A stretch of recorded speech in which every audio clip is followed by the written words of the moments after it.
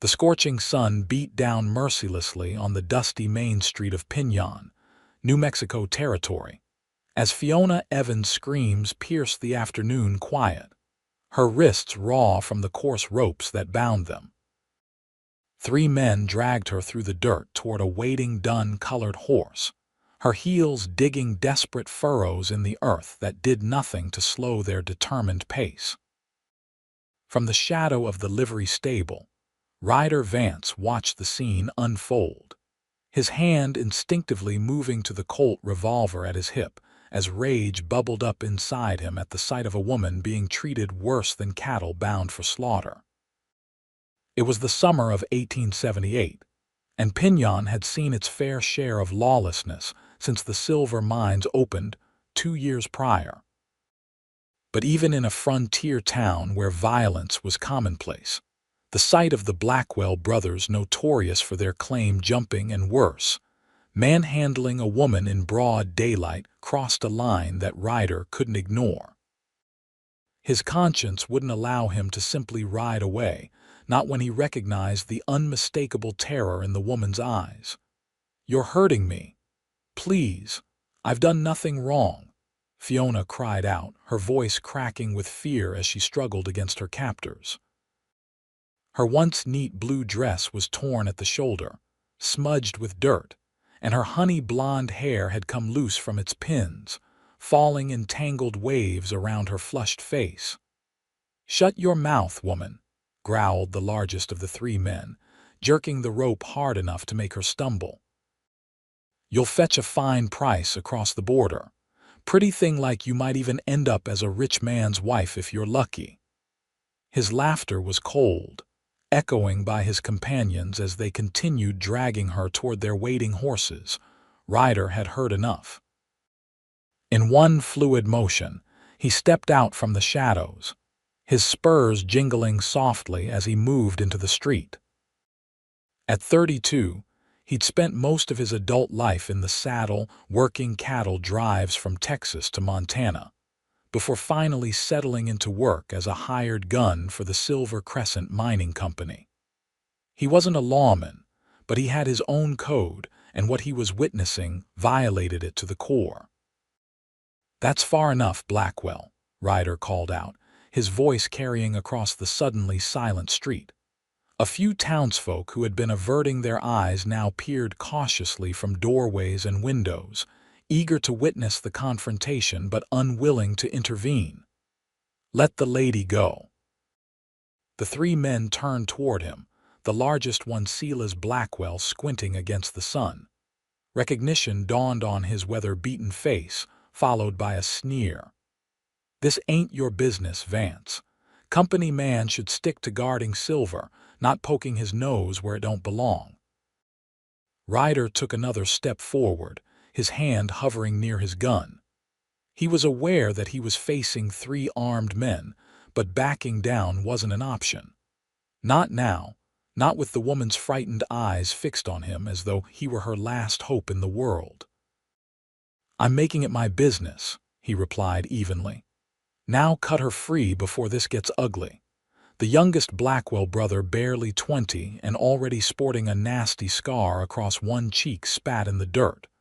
"There's 3 of us and one of you, Vance. Those ain't odds I'd bet against." Ryder didn't bother responding to the taunt. Instead, in one swift motion, he drew his knife from its sheath and closed the distance between them, slicing through the rope that bound Fiona's wrists before any of the brothers could react. He positioned himself between her and the Blackwells, his back straight, feet planted firmly in the dirt. "Run to the sheriff's office," he said quietly to Fiona without turning around. "Tell Sheriff Donovan what these men were trying to do." But Silas Blackwell was already drawing his pistol, rage contorting his features. "Big mistake, Vance. You just signed your death warrant." The first shot rang out before Silas could fully raise his weapon. Ryder's bullet caught him in the shoulder, spinning him halfway around. The second Blackwell brother fired wildly, the shot going wide as Ryder dropped to one knee and returned fire with deadly precision. The man clutched his chest, shock registering on his face before he crumpled to the ground. The youngest Blackwell, seeing both his brothers wounded, lost his nerve. He turned tail and ran for his horse, scrambling awkwardly into the saddle and spurring the animal hard down the street, disappearing in a cloud of dust. Silas, clutching his bleeding shoulder, backed away toward his own mount. "This ain't over, Vance," he snarled, his face pale with pain and fury. "Not by a long shot." "It's over for today," Ryder replied steadily, his gun still trained on the wounded man. "Get your brother to a doctor if you can find one who'll treat the likes of you, and don't come back to Pinyon." Silas managed to heave his wounded brother over a saddle before mounting his own horse, cursing fluently as he rode out of town, his injured shoulder making his posture uneven in the saddle. Only when they were well out of sight did Ryder finally holster his weapon and turn to look for the woman he'd rescued. Fiona hadn't run to the sheriff as he'd instructed.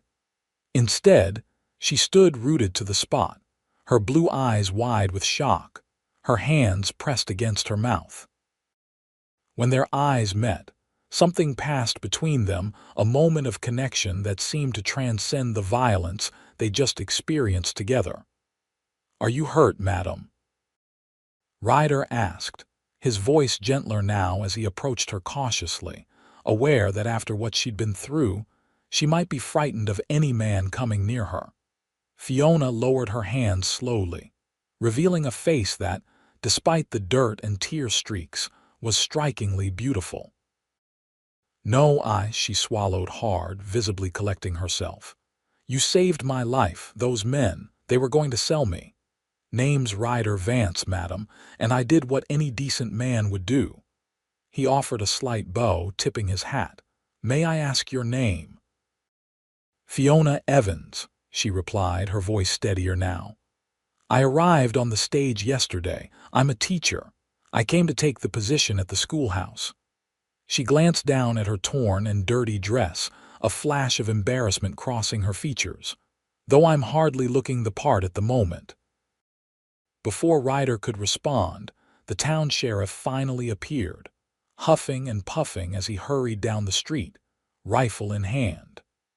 Several curious onlookers were beginning to emerge from the various shops and businesses, drawn by the gunfire and now that the danger had passed, eager for gossip. "What in tarnation happened here, Vance?" Sheriff Donovan demanded, his bushy mustache quivering with indignation. "I heard shots." Ryder explained the situation succinctly, watching as the sheriff's expression shifted from suspicion to grudging approval. Fiona added her own account, describing how the three men had approached her as she was walking back to her boarding house after visiting the schoolhouse, claiming they had a message from the school board before suddenly grabbing her. "Damn Blackwell brothers," the sheriff muttered, shaking his head. "Been nothing but trouble since they drifted into these parts. I'll send telegrams to Santa Fe and Las Cruces, put out wanted notices." He turned to Fiona, his expression softening slightly. "Miss Evans, I apologize for what happened to you in our town. Pinyon's generally peaceful, despite what you witnessed today."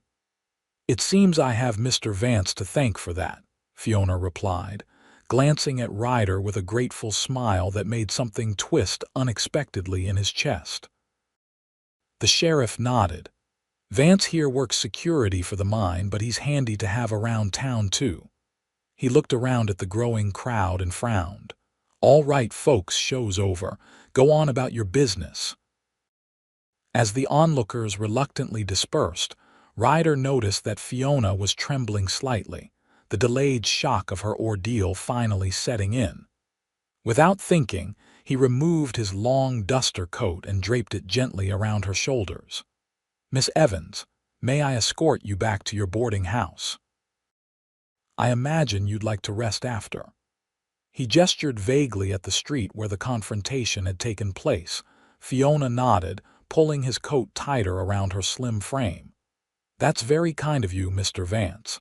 I'm staying at Mrs. Holloway's place on Cedar Street." "I know it," Ryder replied, offering his arm. After a moment's hesitation, she took it, her touch light but firm. As they walked away from the scene, he couldn't help but notice how she held her head high despite everything that had happened. There was a strength in her that went beyond her delicate appearance. "You're very brave, Miss Evans," he said quietly as they turned onto Cedar Street. "Most folks would be hysterical after what you just went through." Fiona gave a small, humorless laugh. "I believe I'm still in shock, Mr. Vance. The hysterics may come later in private." She glanced up at him, her blue eyes meeting his brown ones directly. "And I wouldn't have had the chance for either if you hadn't intervened." "How did you know what those men intended?" Ryder's expression darkened. "The Blackwells have a reputation. They've been running a small operation selling women to brothels in Mexico, among their other unsavory activities. The law has been trying to catch them at it, but they're slippery." He shook his head. "I couldn't stand by and watch them take you." They reached the neat white clapboard house where Mrs. Holloway ran her boarding house. Ryder had never been inside, but he knew it was considered the respectable option for single women in Pinyon, mostly the few school teachers, nurses, and shop clerks who comprised the town's limited population of unmarried females. "Would you like me to explain to Mrs. Holloway what happened?" he offered, knowing how quickly gossip spread in small towns and how damaging it could be, especially to a woman's reputation. Fiona seemed to consider this for a moment before nodding. "Yes, that might be best. She's a kind woman but very proper. I'd rather she heard the truth from us than some embellished version from the town gossips." Mrs. Holloway, a plump widow in her 50s with iron-gray hair and piercing eyes that missed nothing, listened to their account with increasing alarm, her hand pressed to her heart. "My dear Miss Evans," she exclaimed when they'd finished, "how utterly dreadful! And on your second day in Pinyon, I declare if I'd known you were walking about town alone, I would have insisted on sending my nephew as an escort." She turned to Ryder, her expression softening. "Mr. Vance, I cannot thank you enough for coming to Miss Evans' rescue. Such gallantry is rare these days, even in the West where men pride themselves on their chivalry."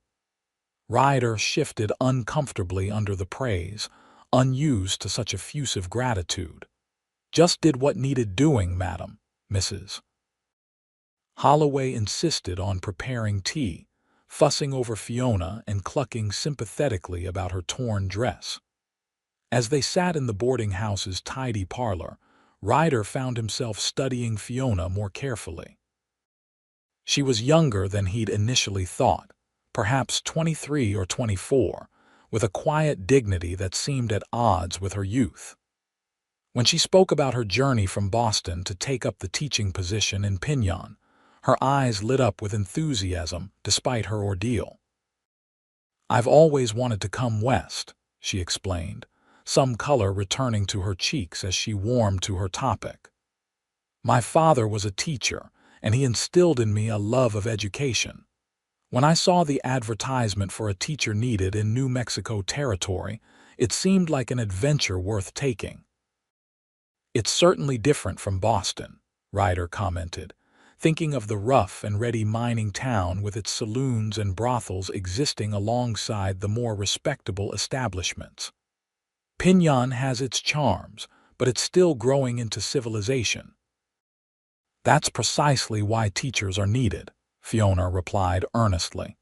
"Children here deserve the same opportunities as those in eastern cities. Education is the great equalizer." Her passion for her calling was evident, and Ryder found himself admiring not just her physical beauty but her spirit and determination. He couldn't recall the last time he'd met a woman who intrigued him on so many levels. As the afternoon wore on, Mrs. Holloway eventually excused herself to prepare dinner, leaving Ryder and Fiona alone in the parlor. A slightly awkward silence fell between them until Fiona spoke. "Mr. Vance, I realize I haven't properly thanked you," she said softly. "What you did today facing those 3 men alone, it was extraordinarily brave." Ryder shook his head. "Not brave, Miss Evans, just necessary." He hesitated, then added, "I've seen what happens to women taken by men like the Blackwells. No decent man could stand by and let that happen." Fiona studied him intently. "You're not what I expected when I imagined the people I'd meet in a frontier town, Mr. Vance." "How so?" he asked, genuinely curious. "You carry a gun and clearly know how to use it, but there's a gentleness about you." She smiled slightly. "A contradiction." Ryder felt an unexpected warmth at her assessment. "Out here, Miss Evans, contradictions are what keep a man alive. The West demands both strength and compassion, though the latter often gets buried beneath the former." She nodded thoughtfully. "Will they come back? The Blackwells, I mean." He considered the question carefully, not wanting to frighten her but unwilling to lie. "It's possible. Silas Blackwell isn't known for forgetting a grudge, and I wounded both him and his brother. But they'd be fools to try anything in town again, not with everyone on alert now." "And I imagine you've made yourself a target by helping me," she said, her expression troubled. "I'm sorry for that." "Don't be," Ryder replied firmly. "I've had men gunning for me before, and I'm still here." He rose from his chair, suddenly aware that he'd stayed far longer than propriety allowed. "I should be going. The mine owners will want to report about what happened today." Fiona stood as well, handing him back his duster coat with a grateful smile. "Thank you again, Mr. Vance, for everything." As their hands briefly touched during the exchange, Ryder felt a jolt of awareness that caught him by surprise. He tipped his hat to cover his reaction. "Miss Evans, it was a pleasure meeting you despite the circumstances. I hope the rest of your time in Pinyon proves less eventful." She laughed, a genuine musical sound that transformed her face. "After today, I think I could use a little less excitement." As Ryder stepped out onto the porch, he turned back impulsively. "The school term doesn't start for another week, does it?" Fiona nodded, a question in her eyes. "Then perhaps, if you'd allow it, I could show you some of the safer parts of Pinyon tomorrow. There's a nice view from the ridge north of town, and Mrs. Patterson's cafe serves the best apple pie this side of the Mississippi." A blush rose in Fiona's cheeks, but she smiled warmly. "I'd like that very much, Mr. Vance." "Ryder, please." "Then you must call me Fiona." With a final nod, he stepped off the porch, an unfamiliar lightness in his chest as he walked back toward the heart of town.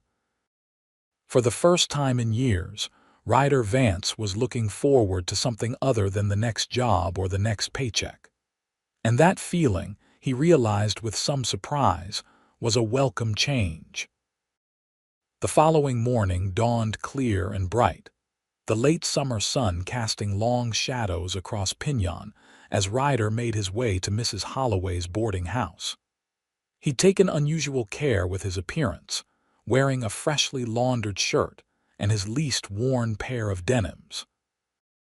He'd even visited the barber for a trim and a proper shave, earning a knowing smile from the old man, who rarely saw Ryder more than once a month. Mrs. Holloway answered his knock promptly, her eyes twinkling with undisguised interest as she ushered him into the parlor. "Miss Evans will be down shortly, Mr. Vance. She's quite looking forward to your tour of our little town." The older woman lowered her voice confidentially. "I must say, it does my heart good to see a gentleman taking an interest in our new teacher. Too many rough types in these mining towns, as yesterday's incident so tragically demonstrated." Before Ryder could respond to this not-so-subtle hint about his intentions, footsteps on the stairs announced Fiona's arrival. She wore a simple but becoming dress of sage green that complemented her fair coloring, her honey blonde hair neatly arranged beneath a modest straw hat. The bruises on her wrists from the ropes were hidden beneath long gloves, but Ryder noticed she winced slightly as she adjusted one. "Good morning, Mr. Vance Ryder," she corrected herself, a shy smile playing at her lips. "I hope I haven't kept you waiting." "Not at all," he assured her, momentarily struck by how lovely she looked in the morning light. He offered his arm. "Shall we begin our tour, Mrs.?" Holloway saw them off with a basket packed with sandwiches and a small jar of lemonade, her expression making it clear that while she approved of their outing, she expected proper behavior from both of them. "Remember, Miss Evans is due at the school board meeting at 4 o'clock, she reminded them pointedly. As they walked down Cedar Street toward the town center, Ryder was acutely aware of the curious glances they received from passers-by. News of yesterday's confrontation had spread through Pinyon like wildfire, and the sight of the mine's security man escorting the new schoolteacher was fresh fodder for the gossip mill. "I'm afraid we're causing quite a stir," Fiona commented, noticing his discomfort. "Is it going to cause trouble for you? Being seen with me, I mean." Ryder shook his head. "People will talk regardless of what we do or don't do. That's the nature of small towns. But no, it won't cause me any trouble." He guided her across the street, avoiding a particularly muddy patch. "If anything, being seen with someone as respectable as the town schoolteacher might improve my standing." This drew a laugh from Fiona. "And here I was worried my reputation might be damaged by association with a man who carries a gun for a living." "Touché, Miss Evans," he replied, grinning. It surprised him how easily conversation flowed between them, as though they'd known each other far longer than a day.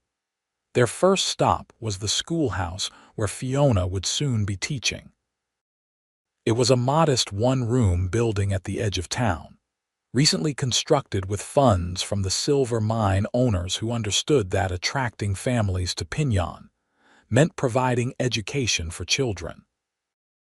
"It's smaller than where I taught in Boston," Fiona remarked as they stood in the empty classroom, "but the essentials are the same. Children are children, whether in New England or New Mexico territory." Ryder watched as she moved about the room, straightening books on shelves and running her fingers over the smooth surface of the teacher's desk. There was something captivating about the way her face lit up when she talked about teaching. "How many students will you have?" he asked, genuinely interested. 23 at last count, ranging from 6 to 16 years old, she replied. "Some of the older boys only attend during the winter months when mining work slows down." She sighed. "That's something I hope to change. Education is so vital, especially for children growing up in frontier communities." "You really believe in what you're doing," Ryder observed. It wasn't a question. Fiona turned to face him, her expression earnest. "I do. My father used to say that books could take you places that even the fastest horse couldn't reach. I want to give these children that gift, the ability to travel through knowledge, to see beyond Pinyon." "Even though you yourself traveled all the way to Pinyon?" he asked with a slight smile. She laughed. "Precisely because I did. Books gave me the courage to come west to seek adventure beyond Boston's familiar streets." She glanced around the schoolroom once more. "What about you, Ryder? What brought you to Pinyon?" The question was innocent enough, but it touched on aspects of his past that Ryder rarely discussed. For a moment, he considered giving her the simplified version he offered to most people, that he'd drifted west like so many men seeking opportunity. But something about Fiona's open expression made him want to offer more of the truth. "I was a Texas Ranger before the war," he began, leaning against one of the student desks. "Spent 4 years fighting for the Confederacy, though I had little passion for the cause. When it ended, I couldn't go back to enforcing laws that seemed increasingly meaningless to me. He shrugged. So I drifted, worked cattle drives, did some bounty hunting. Eventually got hired by the Silver Crescent Mining Company to protect their shipments and keep order among the miners. Fiona listened attentively, her blue eyes never leaving his face.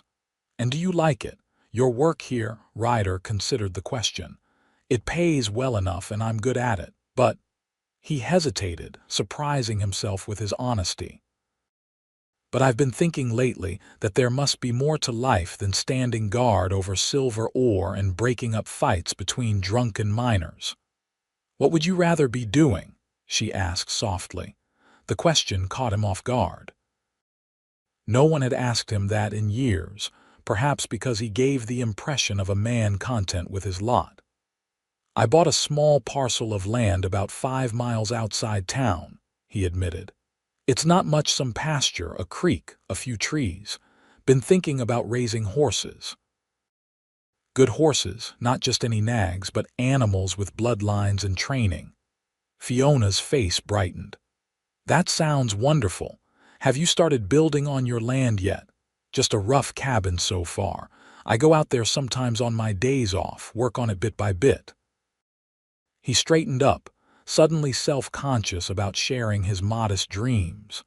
But that's enough about me. You haven't seen the best parts of Pinyon yet. They continued their tour, with Ryder showing Fiona the general store, the telegraph office, and Mrs. Patterson's cafe, where they enjoyed the promised apple pie.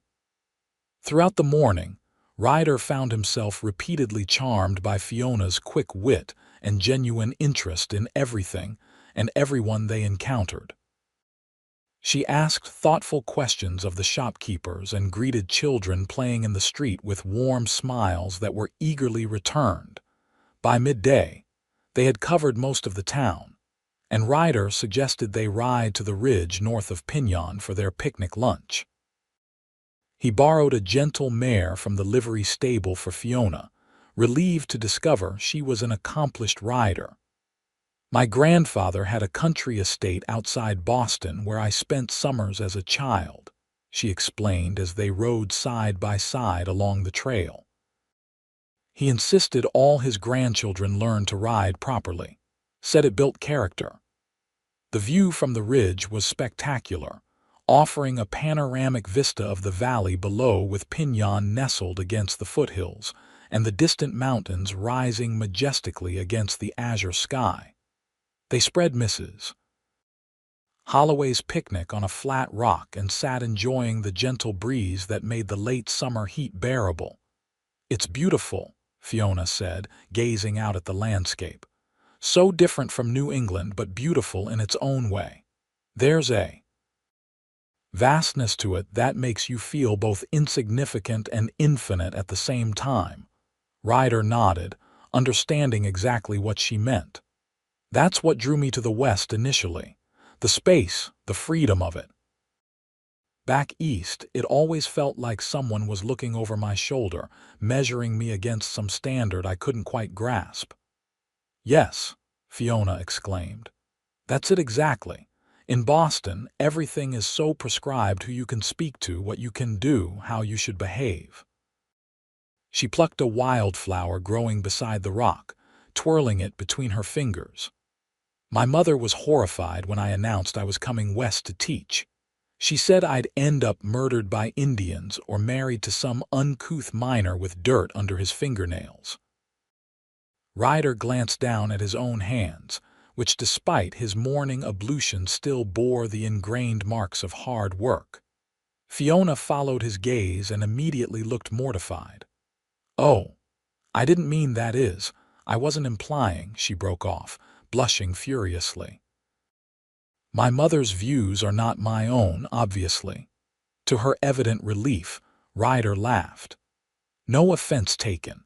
And your mother's not entirely wrong about the dangers out here, as you discovered yesterday, though the Blackwells pose a far greater threat than any of the local tribes these days. The mention of the previous day's events sobered them both. Fiona unconsciously rubbed her wrists where the ropes had chafed her skin. Do you really think they'll come back? For revenge, I mean. Ryder considered this carefully. Silas Blackwell has a reputation for holding grudges, but he's also a survivor. With his brother wounded and the law alerted to their activities, the smart move would be to lie low for a while, maybe move their operation elsewhere. He looked at her directly. But I won't lie to you, it's possible they might return, which is why I've arranged for Deputy Myers to keep an eye on the boarding house for the next few weeks, just as a precaution. Fiona's expression softened. You've been very thoughtful, Ryder, thank you. They lapsed into comfortable silence, enjoying the view and the simple pleasure of each other's company. As they packed up the remains of their picnic, Ryder found himself reluctant for the day to end. There was something about Fiona Evans that intrigued him on a level he hadn't experienced before, a complexity beneath her proper exterior that called to something equally complex within himself. "Your land," Fiona said suddenly, as they mounted their horses for the return journey. "Is it far from here?" "About 3 miles that way," Ryder replied, pointing northwest. "Why do you ask?" She hesitated, then smiled. "I'd like to see it someday. Your future horse ranch, if you wouldn't mind showing me, that is." The request surprised and pleased him. "I'd be happy to.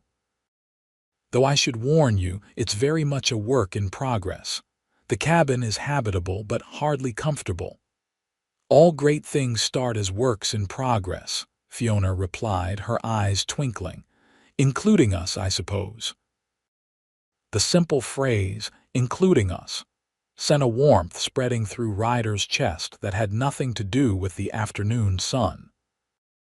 As they rode back toward Pinyon, he found himself sharing more details about his plans for the land, the stable he intended to build, the breeding stock he hoped to acquire, the house that would eventually replace the rough cabin. Dreams he'd rarely voiced aloud suddenly seemed more tangible when shared with Fiona. They returned to town with just enough time for Fiona to freshen up before her meeting with the school board.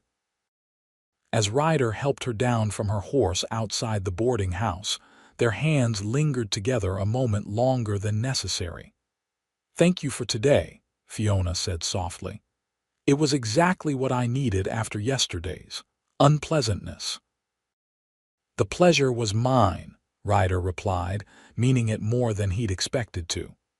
"Perhaps, if you're not too busy with school preparations, we could do something similar again before your term starts." The smile that lit up Fiona's face was answer enough, but she nodded for good measure. "I'd like that very much." As Ryder watched her walk up the path to Mrs.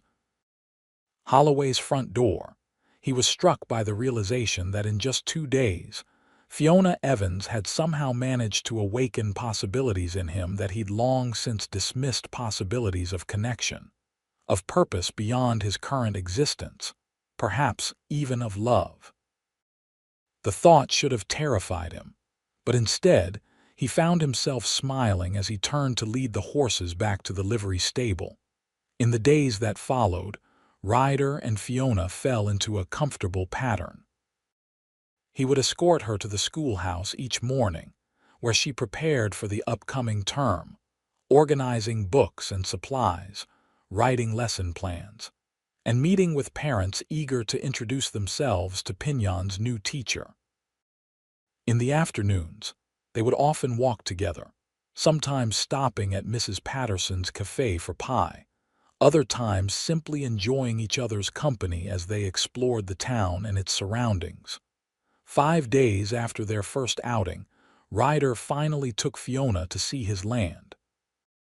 The late August day was gloriously clear, with just enough breeze to keep the heat tolerable as they rode northwest from town. Ryder found himself increasingly nervous as they approached his property, suddenly seeing it through Fiona's eyes: the unfinished cabin, the crude corral, the general air of a project barely begun. "It's not much to look at yet," he cautioned as they crested the final rise that revealed the small valley he'd purchased. "But the creek never runs dry, even in summer, and the grass is good for horses. Fiona reined her mare to a stop beside him, taking in the view with evident appreciation. "It's lovely, Ryder, truly. I can see exactly why you chose this spot."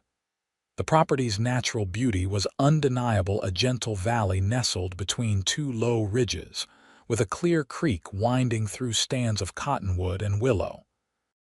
The cabin sat on a slight rise near the creek, its rough-hewn logs weathering to a silver gray in the New Mexico sun. A small corral stood nearby, currently empty except for the single gelding that Ryder kept on the property for when he stayed overnight. They dismounted and secured their horses, and Ryder gave Fiona a tour of his modest holdings, increasingly pleased by her genuine enthusiasm. She didn't see the project's current shortcomings, but rather its potential exactly as he did. "And you're building all this yourself?" she asked as they examined the cabin, which consisted of a main room with a stone fireplace and a small bedroom partitioned off at the back. Ryder nodded. "When I have time. The mine keeps me busy, but I get out here at least one day a week. Been slowly gathering materials for a proper stable." He gestured toward a pile of lumber stacked under a tarp. "Come spring, I plan to start on the main house. Nothing fancy, but something more substantial than this." Fiona ran her hand along the cabin's doorframe, which Ryder had carefully planed smooth. "You're quite skilled. Did you learn carpentry before coming west?" "My father was a carpenter," he explained, surprised at how easily the personal details were flowing when he usually kept them guarded. "Taught me the basics before I left home. The rest I picked up along the way." They sat on the cabin's small porch, sharing the lunch they'd brought and watching as a red-tailed hawk circled lazily overhead. The easy silence between them was comfortable, punctuated only by the gentle gurgle of the creek and the occasional whicker from the horses. "I can see you here," Fiona said suddenly, her blue eyes thoughtful as she gazed out over the valley. "Building something real, something lasting." Her words touched something deep within him. "That's the plan, been drifting too long." He hesitated, then added, "What about you? Is Pinyon just a stop on your journey west, or do you plan to put down roots?" Fiona considered the question seriously. "I signed a 2-year contract with the school board, but beyond that." She shrugged, a small smile playing at her lips. "I suppose it depends on what keeps me here. The school, the community, the people." Her eyes met his briefly before returning to the view. The implication wasn't lost on Ryder, and it sent a surge of hope through him that was as unexpected as it was powerful. Before he could respond, however, the sound of approaching hoofbeats drew their attention. Ryder was immediately alert, his hand moving to the revolver at his hip as he stood. "Stay here," he instructed Fiona, his voice low and serious. Strangers riding onto his property unannounced was unusual and potentially dangerous, especially with the Blackwells still at large. But as the riders came into view, 3 men on horseback, approaching from the direction of Pinyon, Ryder relaxed slightly.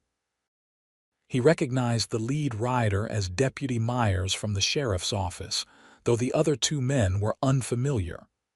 "Vance," Myers called as they drew closer. "Thought we might find you out here." Ryder stepped off the porch, positioning himself between the approaching riders and Fiona, who had risen to stand in the cabin doorway. "What brings you all this way, Deputy?" Myers reined his horse to a stop, nodding respectfully to Fiona before turning his attention back to Ryder. "Got word from Las Cruces this morning. The Blackwells hit a stagecoach near Alamogordo yesterday, killed the driver and a passenger, made off with the strongbox." Ryder felt a cold weight settle in his stomach. "All 3 of them, just Silas and the youngest from the descriptions. Seems the middle brother didn't survive his wounds from your encounter." Myers glanced at Fiona, his expression grim. Sheriff thought you both should know. Silas was heard making threats about Pinion, specifically about settling scores with you, Vance, and, well, with Miss Evans here. Fiona stepped forward, her face pale but composed. He mentioned me specifically? Myers shifted uncomfortably in his saddle. Yes, madam. Afraid so. A witness at the stagecoach robbery heard him say something about the schoolteacher who cost him his brother. Sheriff's taking it seriously enough that he asked me to find you and suggest you both return to town where he can keep an eye on things. Ryder's mind was already racing through the implications. Silas Blackwell was vindictive and dangerous under normal circumstances. Driven by grief over his brother and a thirst for revenge, he would be even more unpredictable. We'll head back now, Ryder decided, turning to Fiona. I'm sorry about this. She nodded, her composure remarkable given the circumstances. Of course, we should go. Within minutes, they had saddled up and were riding back toward Pinion, flanked by Myers and the two deputies. Ryder kept close to Fiona, his senses on high alert as they traveled. He couldn't help but feel that their idyllic afternoon had been shattered, not just by the interruption, but by the reminder that danger still lurked on the horizon. When they reached Pinion, Sheriff Donovan was waiting for them at his office, his weathered face creased with concern as Myers related their conversation. I've put extra men on patrol, the sheriff informed them, and sent telegrams to every town within 50 miles to be on the lookout for the Blackwells. But until they're caught. He looked directly at Fiona. Miss Evans, I'd advise you not to go anywhere alone, not even during daylight hours. Fiona nodded, her hands clasped tightly in her lap. I understand, Sheriff, but school starts in 2 days. I can't possibly cancel or delay it because of threats against me personally. No one's suggesting you should, Donovan assured her.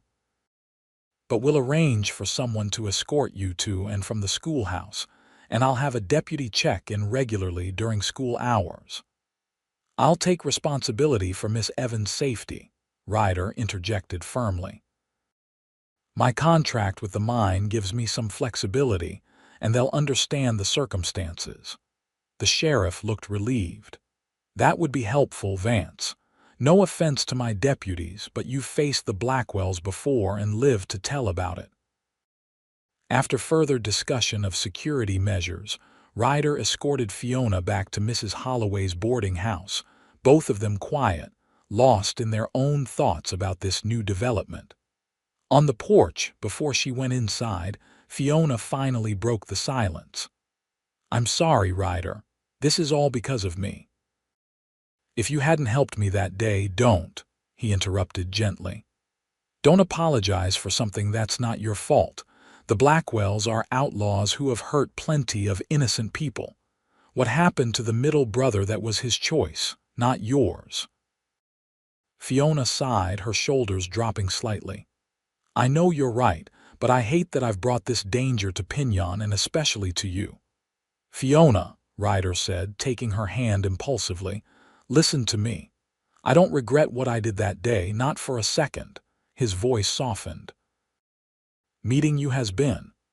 Well, it's been the best thing that's happened to me in a long time. Whatever comes next, we'll face it together.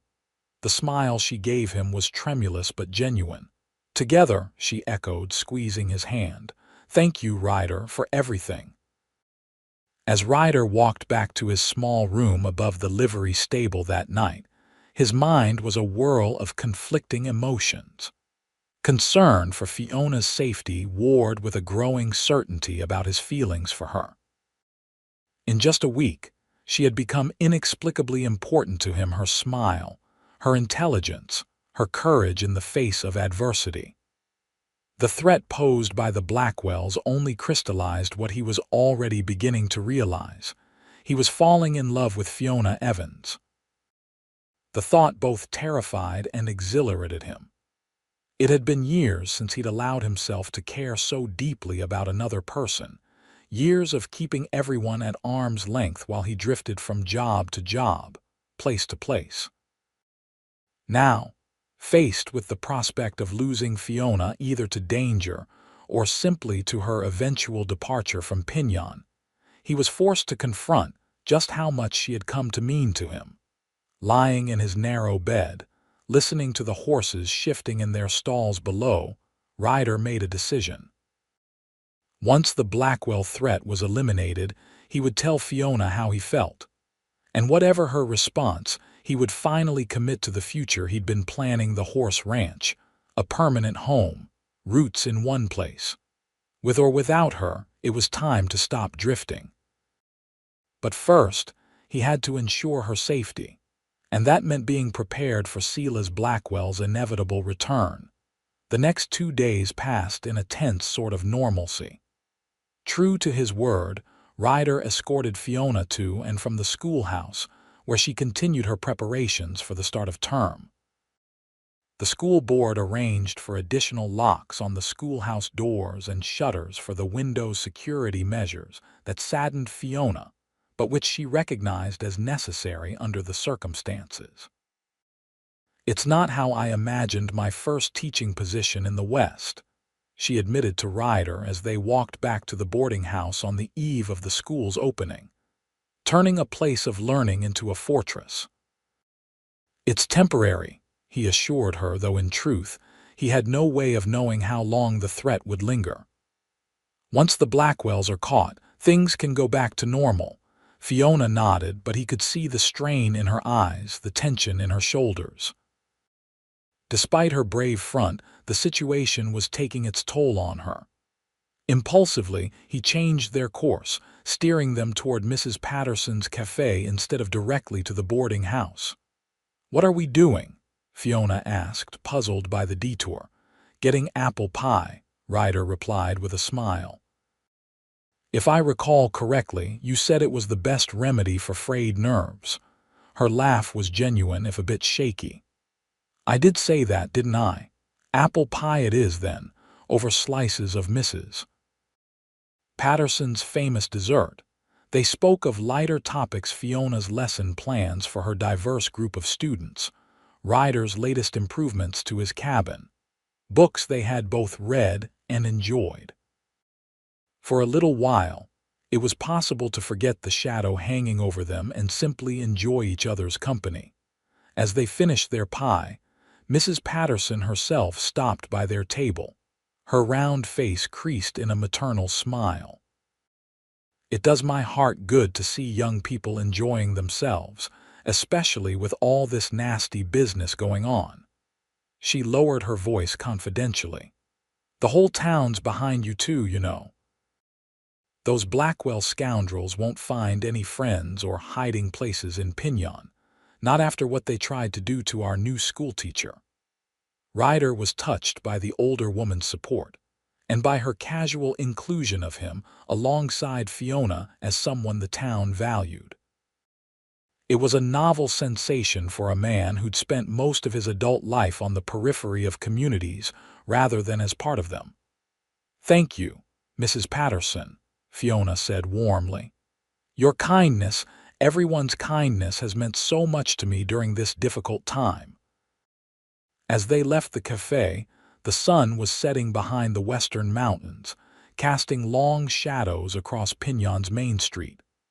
Most businesses were closing up for the day, shopkeepers and clerks heading home to their families. The evening had a peaceful quality that almost made it possible to believe that no danger lurked on the horizon. Almost, but not quite.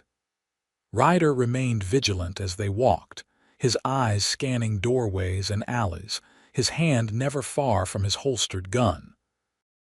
He'd survived as long as he had in dangerous professions by never letting down his guard, and he wasn't about to start now, not with Fiona's safety at stake.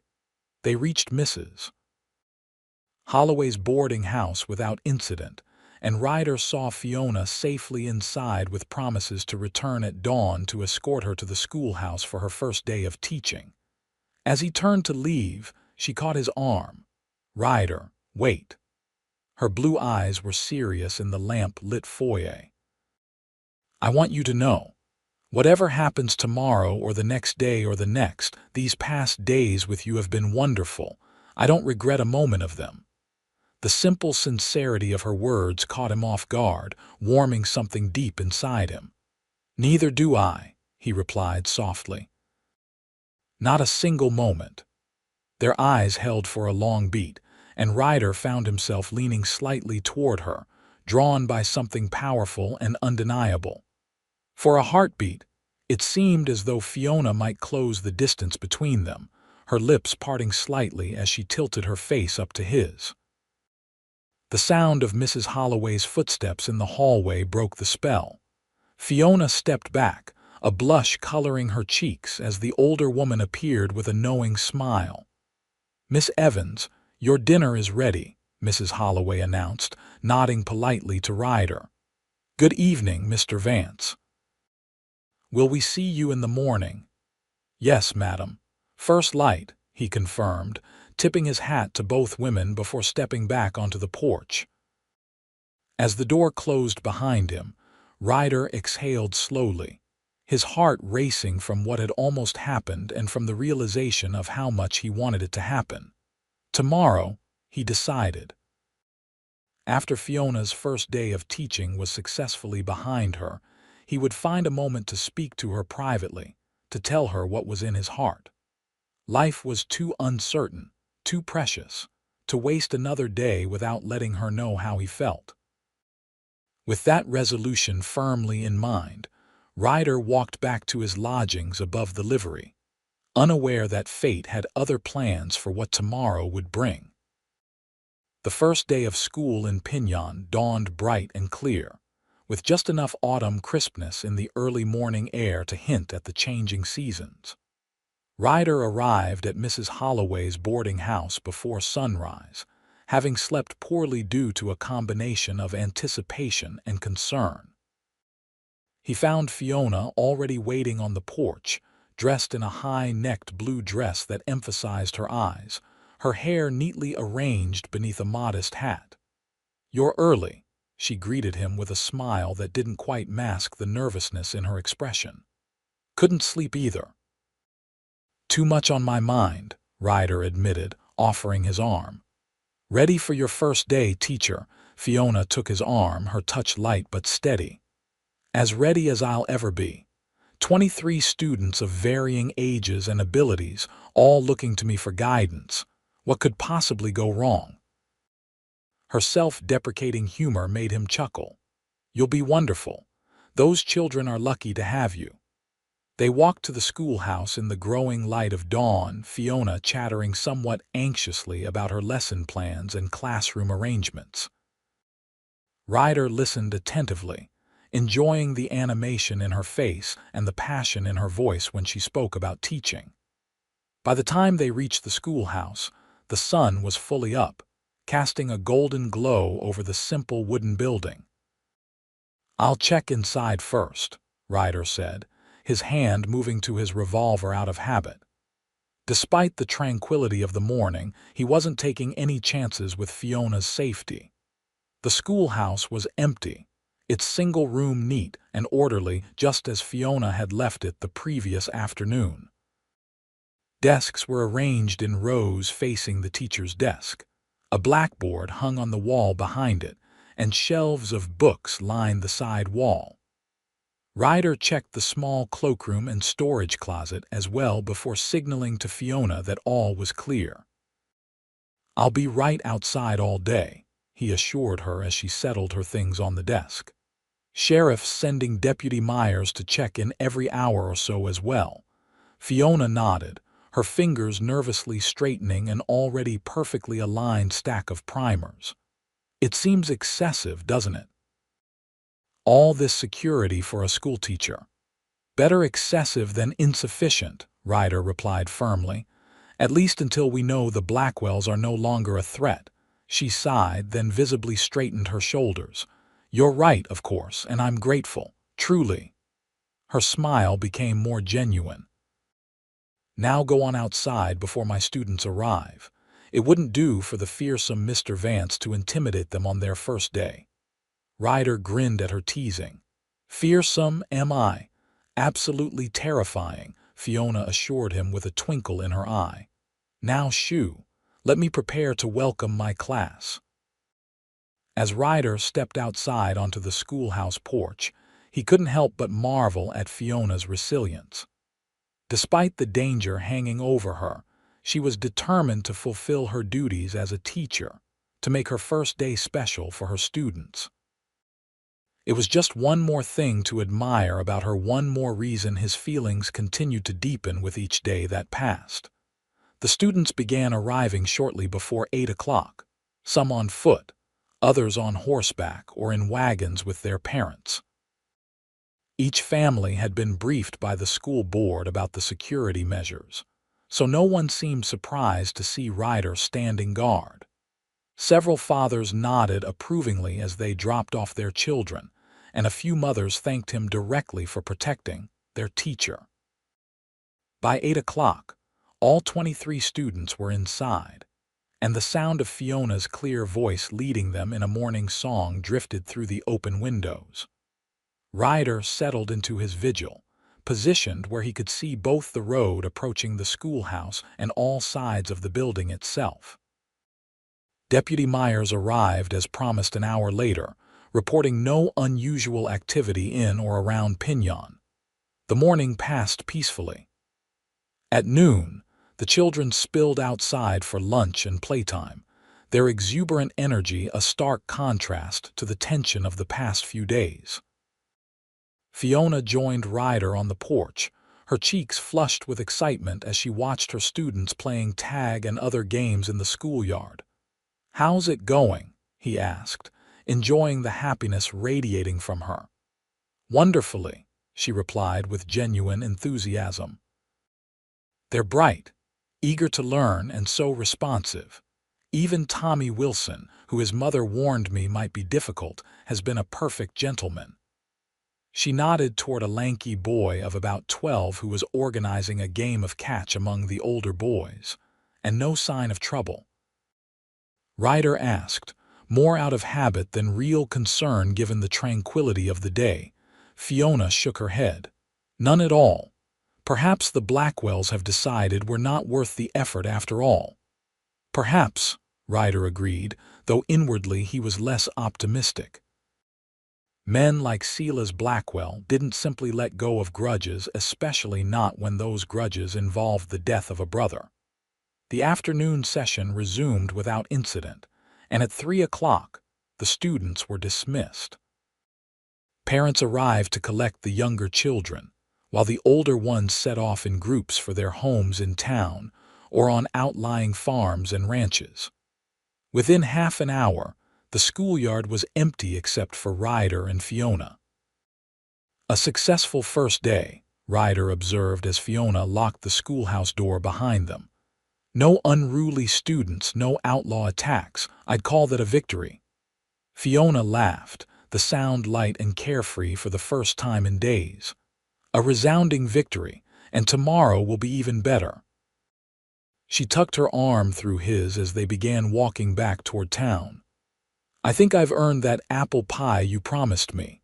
Ryder smiled down at her, struck once again by how quickly she had become essential to his happiness. "Apple pie it is, and perhaps afterward, there's something I'd like to talk to you about." Fiona looked up at him curiously, but before she could respond, the sound of approaching horses drew their attention. Ryder tensed, automatically moving to place himself between Fiona and potential danger, his hand dropping to his holstered gun. But it was only Sheriff Donovan and Deputy Myers riding toward them from town. "Afternoon, Miss Evans Vance," the sheriff called as they drew closer. "Just wanted to check how the first day of school went." "Smoothly, Sheriff, thank you," Fiona replied. "The children were wonderful, and as you can see, there's been no sign of trouble." Donovan nodded, though his expression remained serious. "Glad to hear it. But I'm afraid there's been a development." He dismounted, handing his reins to Myers before approaching them. Got a telegram from Santa Fe this morning. Seems Silas and the younger Blackwell robbed a bank there yesterday. 2 men killed, including a deputy. Ryder felt Fiona stiffen beside him. They're moving north then, he observed grimly. Closer to Pinyon. That's how we read it too, the sheriff confirmed. Which is why I've asked the territorial governor for additional lawmen. Should have at least 4 extra deputies by tomorrow or the next day. That's reassuring, Fiona said, though her voice betrayed her renewed anxiety. Sheriff Donovan looked at her sympathetically.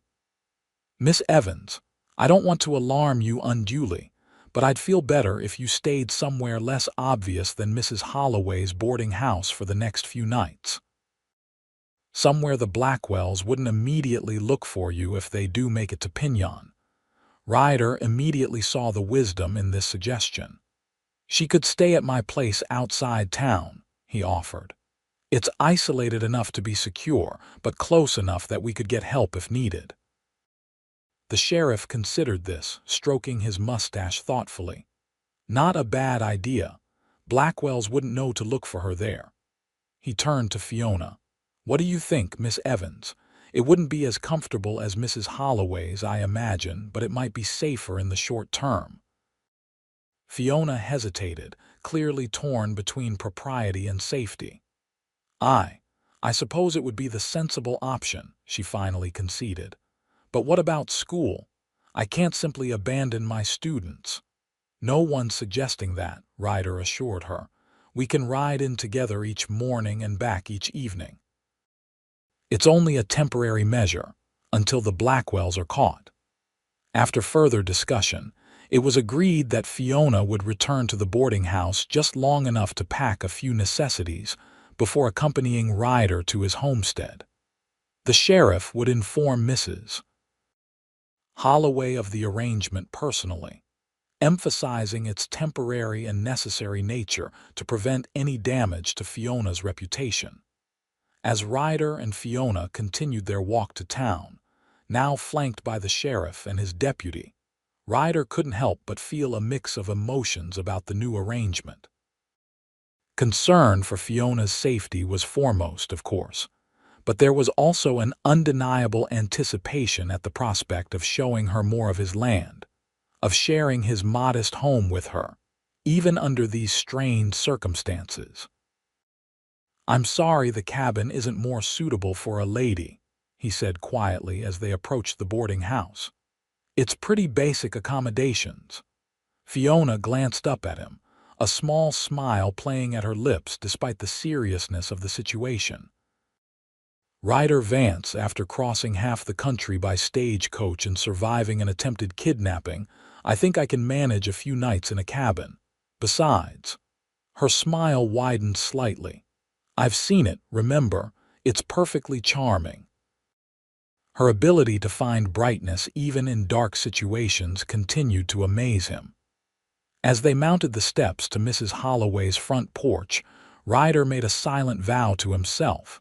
Whatever it took, whatever the cost, he would keep Fiona safe. The Blackwells would not harm her, not while he had breath in his body to prevent it. What Ryder couldn't know, as they stepped into the boarding house to explain the situation to Mrs. Holloway, was that Silas Blackwell and his younger brother were already much closer than anyone suspected. And their plans for revenge were about to be set in motion. Mrs. Holloway took the news of Fiona's temporary relocation with surprising equanimity. After an initial expression of concern about propriety, the sheriff's grave explanation of the danger convinced her of the necessity. Well, I suppose it can't be helped, she conceded with a sigh. Better safe than sorry, as my dear departed husband used to say. She fixed Ryder with a stern look. I trust you to behave as a gentleman, Mr. Vance. Miss Evans is under your protection, not at your disposal. Yes, madam, Ryder replied solemnly, suppressing a smile at the older woman's bluntness. Her safety is my only concern. While Fiona went upstairs to pack a small valise, Mrs. Holloway insisted on preparing a basket of food for them to take to the cabin.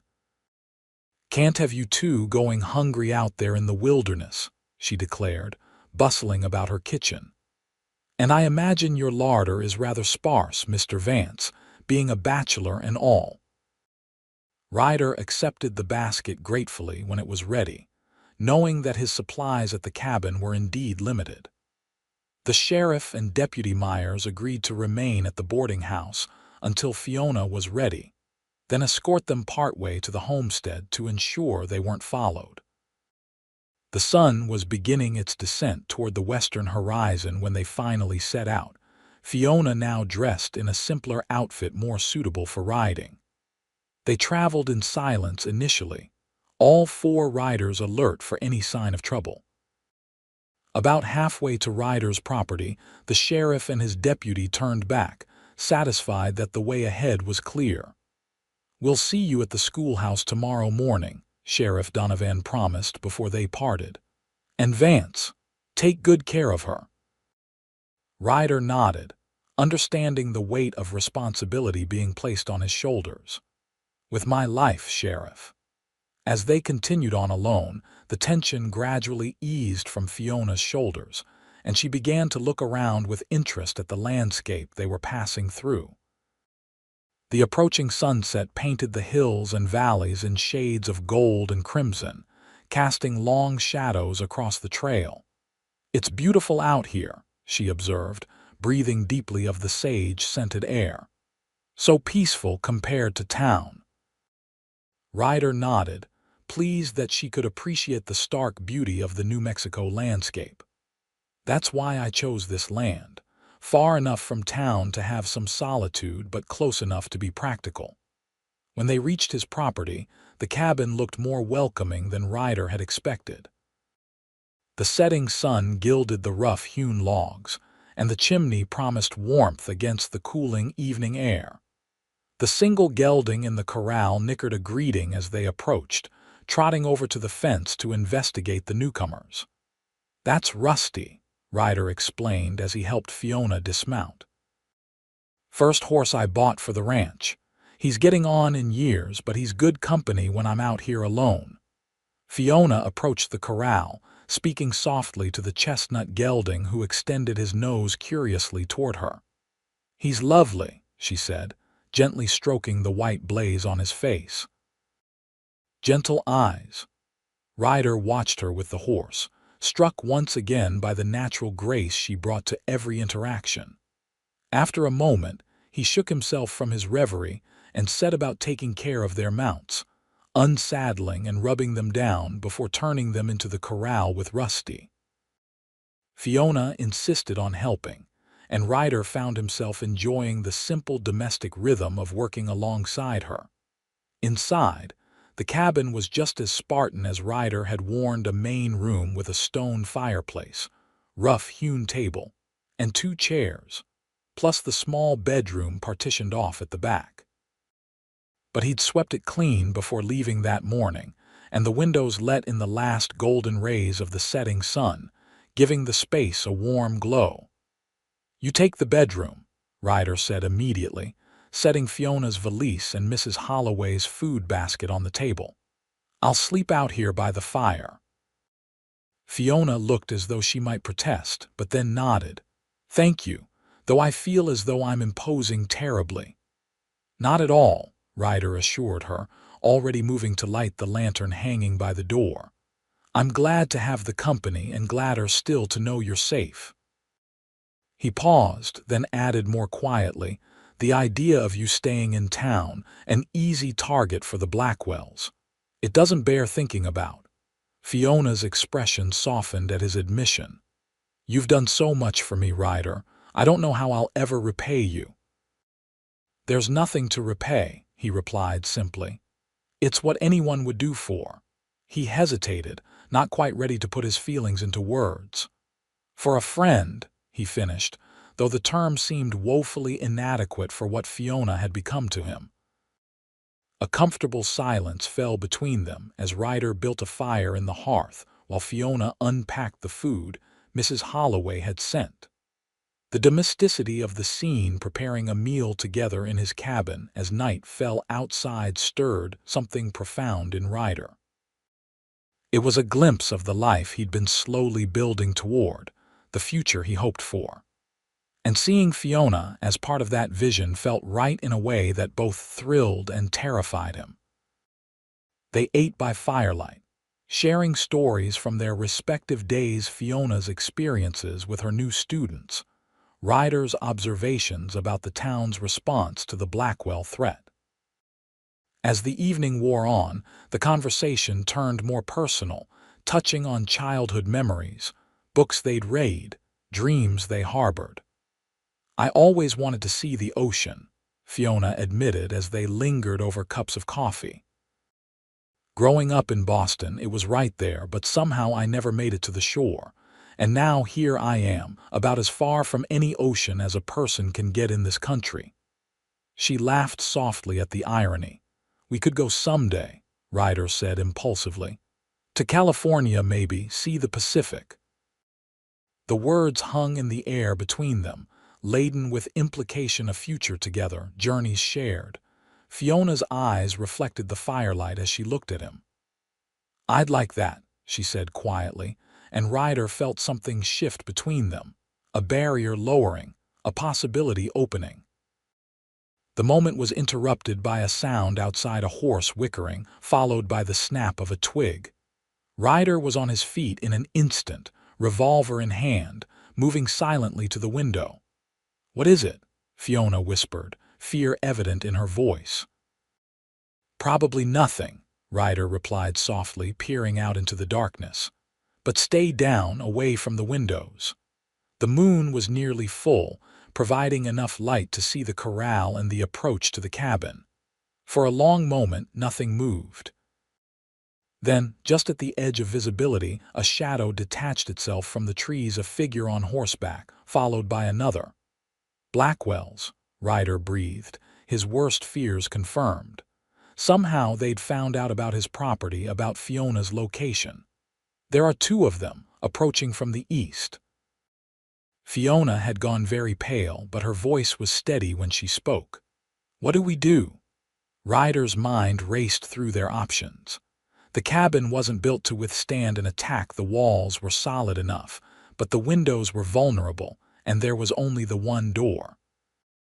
They could try to make a run for it, but in the open country, they'd be easy targets.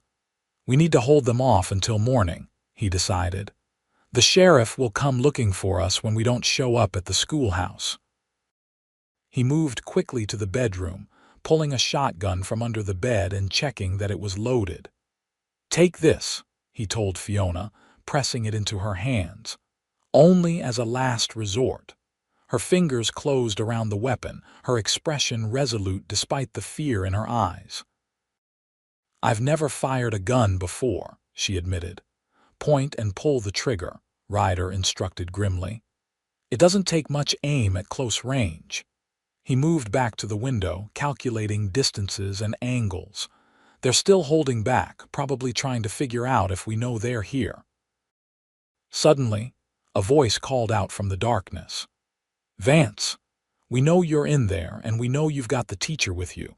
Come on out, and maybe we won't burn this place to the ground with both of you inside it." Silas Blackwell's distinctive rasp carried clearly in the still night air. Ryder exchanged a glance with Fiona, silently communicating that they should remain silent. "Have it your way," Silas called after a moment of waiting.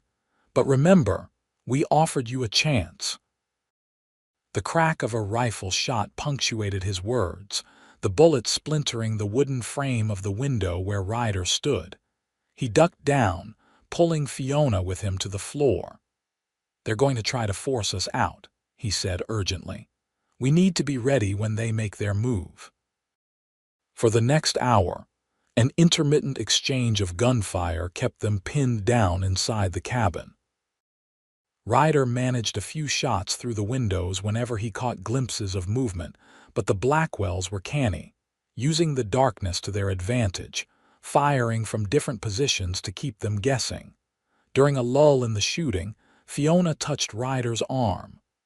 "I'm sorry," she whispered.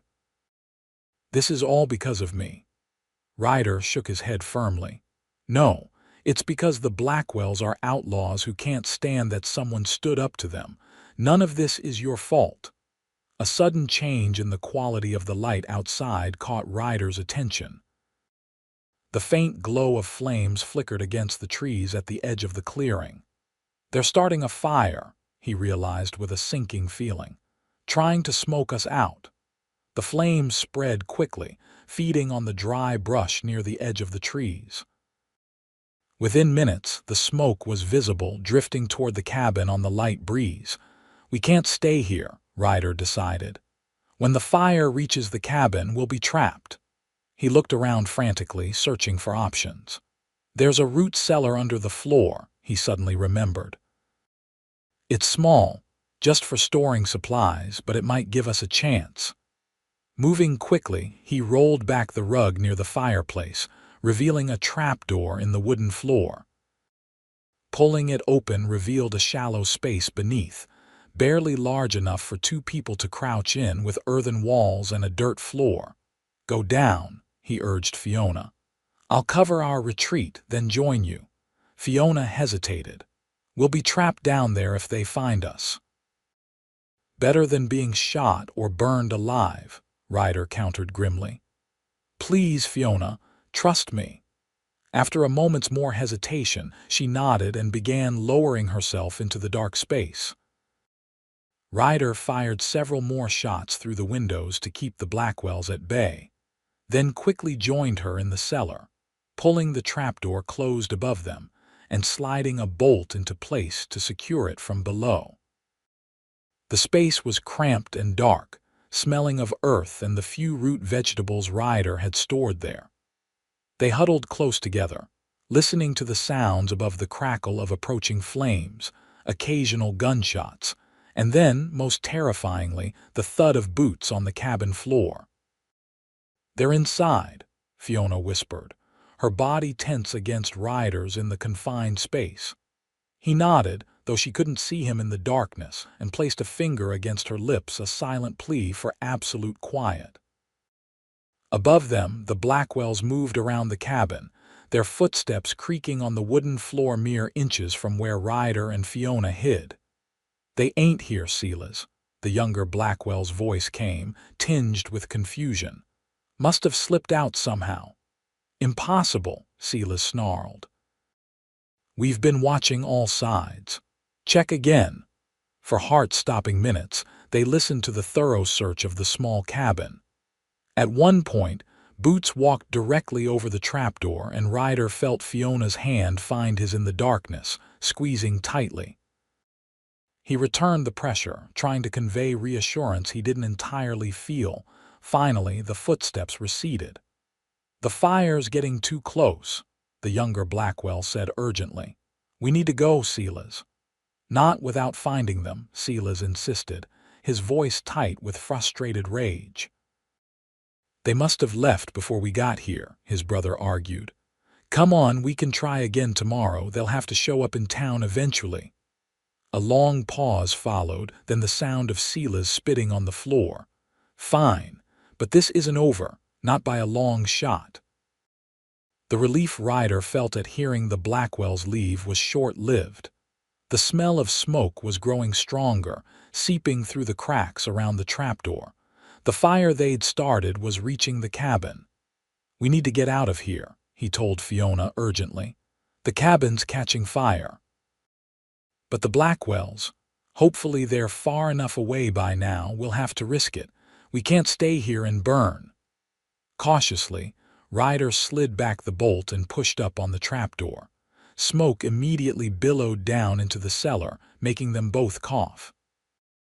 The main room of the cabin was filled with it, the far wall already engulfed in flames that were spreading rapidly to the roof. Stay low, Ryder instructed, pulling himself up and then helping Fiona out of the cellar. And move fast. Crouching below the worst of the smoke, they made their way to the door. Ryder paused before opening it, peering carefully through a crack to ensure the Blackwells weren't lying in wait outside. Seeing no immediate threat, he pushed the door open, and they stumbled out into the blessedly clean night air. The cabin was burning fiercely now, the dry timber catching quickly. Ryder spared a moment's regret for the simple home he'd built with his own hands, before turning his attention to their more pressing concern, getting to safety, before the Blackwells realized they'd emerged. "The horses," Fiona said suddenly, pointing toward the corral where the animals were growing increasingly agitated by the fire. Ryder nodded and they ran to the corral. The horses were whinnying nervously, tossing their heads as they eyed the growing blaze. Ryder quickly caught his gelding and Fiona's mare, saddling them with practiced speed while Fiona soothed the frightened animals. "We'll head west," Ryder decided as he helped Fiona mount. "There's a line shack about 5 miles that way, belongs to the Mackenzie Ranch. We can shelter there for the night." They rode hard through the darkness, neither speaking, both acutely aware that the Blackwells might still be nearby. The burning cabin receded behind them, its glow visible for miles across the open country. Ryder led them on a circuitous route, doubling back occasionally to ensure they weren't being followed, before finally turning toward the line shack he'd mentioned. It was well past midnight when they finally reached it, a simple one-room structure used by cowboys working the outlying ranges of the Mackenzie spread. It was empty, as Ryder had expected this time of year, and while it offered little in the way of comfort, it was secure and far from the burning remains of his own cabin.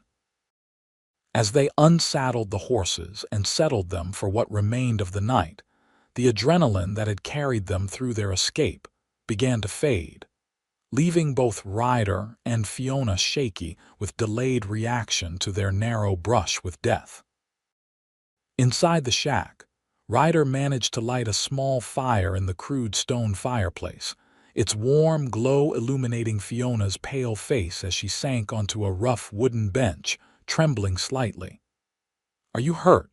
he asked, kneeling before her, his eyes searching her face with concern. She shook her head. "No, just processing everything that happened." She looked up at him, her blue eyes wide in the firelight. "They burned your home, Ryder, because of me, everything you've worked for." "It was just a cabin," he said firmly, taking her hands in his. "It can be rebuilt. You can't be replaced." The words were out before he could consider them, revealing more of his feelings than he'd intended. Fiona's gaze held his, something shifting in her expression. "You really mean that, don't you?" "Yes," Ryder replied simply, no longer seeing any reason to hide the truth. "Fiona, these past days with you, they've meant more to me than I can say. When I thought we might not make it out of that cellar alive, my only regret was not telling you how I feel." She drew a shaky breath, her fingers tightening around his. "And how do you feel, Ryder Vance?" The moment stretched between them, fraught with possibility. Ryder had faced danger countless times in his life: gunfights, stampedes, blizzards, but nothing had ever terrified him as much as this moment of vulnerability. "I'm falling in love with you," he finally said, his voice low and steady despite the pounding of his heart. "I know it's too soon, and I know there are 100 reasons why it's impractical, but—" Fiona cut him off, pressing her fingers gently against his lips. "It's not too soon," she whispered. "Not when you feel like home to me already." The simple declaration undid him completely. With a soft groan, Ryder closed the distance between them, his lips finding hers in a kiss that began tentatively but quickly deepened as Fiona's arms wound around his neck, drawing him closer. When they finally broke apart, both breathless, Ryder rested his forehead against hers. "I'll keep you safe," he promised. "And when this is over, when the Blackwells are no longer a threat, I want to build a life with you, Fiona, if you'll have me." Her smile was radiant in the firelight. "I can't imagine anything I want more." They spent the remainder of the night in the line shack, talking softly of dreams and plans, stealing kisses, and finding comfort in each other's presence, despite the danger still lurking beyond the walls. As dawn approached, they reluctantly prepared to return to Pinyon, knowing that the sheriff would be concerned by their failure to appear. "What will we tell everyone?" Fiona asked as they saddled the horses, the eastern sky beginning to lighten with the first hints of sunrise. "About us, I mean." Ryder considered this as he tightened the cinch on his saddle. "The truth, I suppose, that we care for each other and intend to court properly once the current situation is resolved." He glanced at her. "Unless you'd prefer discretion for now," Fiona shook her head decisively. "No more hiding, not about this. Life's too uncertain, as we discovered last night." She approached him, placing a hand on his chest. "I want everyone to know that I've chosen you, Ryder Vance, and that I'm proud to stand beside you." Her declaration warmed him through, chasing away the chill of the early morning air. He bent to kiss her once more, marveling at the fact that he could do so freely now. "Then let's go face the world together," he said when they parted. "Starting with Sheriff Donovan, who's probably got half the territory searching for us by now." They rode into Pinyon as the town was coming to life. Shopkeepers opening their doors, miners heading to the early shift at the Silver Crescent. The sheriff's office was a hive of activity, with several horses hitched outside and men in conversation on the porch. Sheriff Donovan himself spotted them first, relief washing over his weathered features before quickly being replaced by concern as he noted their disheveled appearance and the absence of Ryder's rifle, which had been lost in the cabin fire. "Vance? Miss Evans." "Thank God," he exclaimed, hurrying to meet them as they dismounted. "We were about to send out a search party." "What happened?" Quickly, Ryder recounted the events of the previous night: the Blackwell's attack, the fire, their escape and shelter at the line shack. The sheriff's expression grew increasingly grim as the tale unfolded. "Damned cowards," he muttered when Ryder finished, "burning a man out of his own home." He shook his head disgustedly. "But I'm grateful you both made it out safely. That was quick thinking with the root cellar." "The question is, how did they find us?" Ryder asked, the thought having troubled him throughout the night. "No one knew Miss Evans would be staying at my place except you, Deputy Myers, and Mrs. Holloway." The sheriff frowned thoughtfully. "Could they have followed you from town?" "Possible, but we were careful, and you and Myers rode with us partway." Ryder shook his head. "It feels more like they knew exactly where to look." "Could be they've been watching your place for a while as a potential target," Donovan suggested. "Blackwells have been operating in this territory long enough to know most of the homesteads and who owns them." It was a plausible explanation, but something about it didn't sit right with Ryder. Still, there were more pressing concerns at the moment. "What about school today?" Fiona asked, ever mindful of her responsibilities despite everything they'd been through. "The children, already taken care of," the sheriff assured her. "When you didn't arrive at the schoolhouse this morning, Mrs. Patterson went over and told the children there'd be no school today due to an emergency. Most of them are probably enjoying an unexpected holiday as we speak." Fiona nodded, looking relieved but also conflicted. "I hate to disappoint them, but under the circumstances." "No one expects you to teach after what you've been through, Miss Evans," the sheriff said kindly. "In fact, I'd suggest you take a day or two to recover. The school board will understand." But Fiona shook her head firmly. "No, I want to continue. The children need consistency, especially in uncertain times. I'll teach tomorrow as planned." The sheriff looked as though he might argue, but something in Fiona's determined expression made him think better of it. "Very well. But we'll need to arrange secure accommodations for you both in the meantime." Clearly, Staying outside town isn't an option anymore. They can stay at my place, offered Deputy Myers, who had joined them during the conversation. It's small, but I've got a spare room my sister uses when she visits from Santa Fe, and it's right next to the jail, so about as safe as anywhere in Pinyon. Sheriff Donovan nodded approvingly. Good thinking, Myers. He turned to Ryder and Fiona. Unless you have a better suggestion. Ryder glanced at Fiona, who gave a slight nod of agreement. That sounds fine, Sheriff, and thank you, Myers. Just until we catch the Blackwells, the deputy said with a shrug.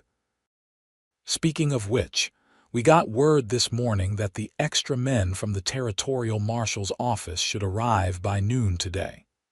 Once they're here, we can organize a proper manhunt.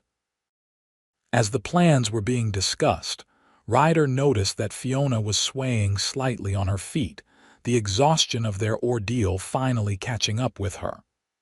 Without a word, he slipped an arm around her waist, supporting her discreetly.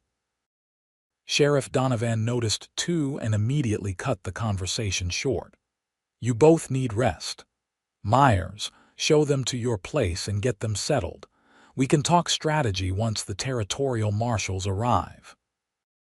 The deputy's home was indeed small but neat, with a spare bedroom that, while modest, was a welcome sight after their night in the line shack. Fiona sank onto the bed gratefully while Ryder conferred briefly with Myers about security arrangements. When they were finally alone, Ryder sat beside Fiona on the edge of the bed, taking her hand in his. You should try to sleep, he suggested gently. You're exhausted. Fiona nodded, her eyelids already heavy. Will you stay? She asked softly. Just until I fall asleep. Of course, he promised, brushing a strand of hair from her face. I'm not going anywhere. As she drifted off, still fully clothed atop the quilt, Ryder watched over her, his mind working through the events of the past 24 hours. Something about the Blackwells' attack still troubled him, the timing, the precision of it. It felt less like opportunistic revenge and more like a carefully planned operation, but those concerns could wait. For now, seeing Fiona safe and at rest was all that mattered. Whatever came next, they would face it together. That much, at least, was certain. The following days brought a flurry of activity to Pinyon. The Territorial Marshals arrived as promised, bringing with them wanted posters and detailed information about the Blackwells' recent crime spree across New Mexico. A comprehensive manhunt was organized, with teams of lawmen combing the surrounding countryside for any sign of the outlaws. Despite Sheriff Donovan's suggestion that she take time to recover, Fiona insisted on resuming her teaching duties the very next day after their ordeal. Ryder accompanied her to and from the schoolhouse, with at least one deputy always nearby during school hours. The children, sensing something significant had occurred, were unusually well behaved, and many of their parents made a point of expressing support for their new teacher. In the evenings, Ryder and Fiona stayed at Deputy Myers' home, which had been reinforced with additional locks and shutters. Despite the circumstances, they managed to find moments of privacy to talk, to hold each other, to share soft kisses that deepened their newly acknowledged feelings. 5 days after the attack on Ryder's cabin, Sheriff Donovan called them to his office with news. His expression was both grim and satisfied as they took seats across from his desk. We found them, he announced without preamble. Or rather, a rancher found them about 15 miles southwest of here. Dead. Fiona gasped softly. Both of them, the Blackwells, the sheriff nodded. Silas and his younger brother, both shot. Looks like they had a disagreement with some other outlaws over the proceeds from the Santa Fe bank robbery. At least, that's our best guess, since the money was missing. Ryder absorbed this news with mixed emotions. Relief was foremost. The threat to Fiona was eliminated. but there was also an unsettling sense of incompletion, as though the narrative had ended too abruptly without resolution. "You're sure it's them?" he asked. "No doubt about it," Donovan confirmed. "Territorial marshals identified the bodies. Even found your rifle in their possession. Vance must have taken it from your cabin that night." Fiona reached for Ryder's hand, squeezing it gently. "It's over then," she said, her voice a mixture of relief and disbelief. "We're safe." "Yes, madam," the sheriff agreed. "You can go back to your normal lives now, though." He hesitated, his gaze moving between them with a knowing look. "I understand things might be a bit different than before." News of their relationship had spread quickly through Pinyon, as was inevitable in a small town. Most reactions had been supportive. Mrs. Holloway had practically beamed when Fiona explained the development.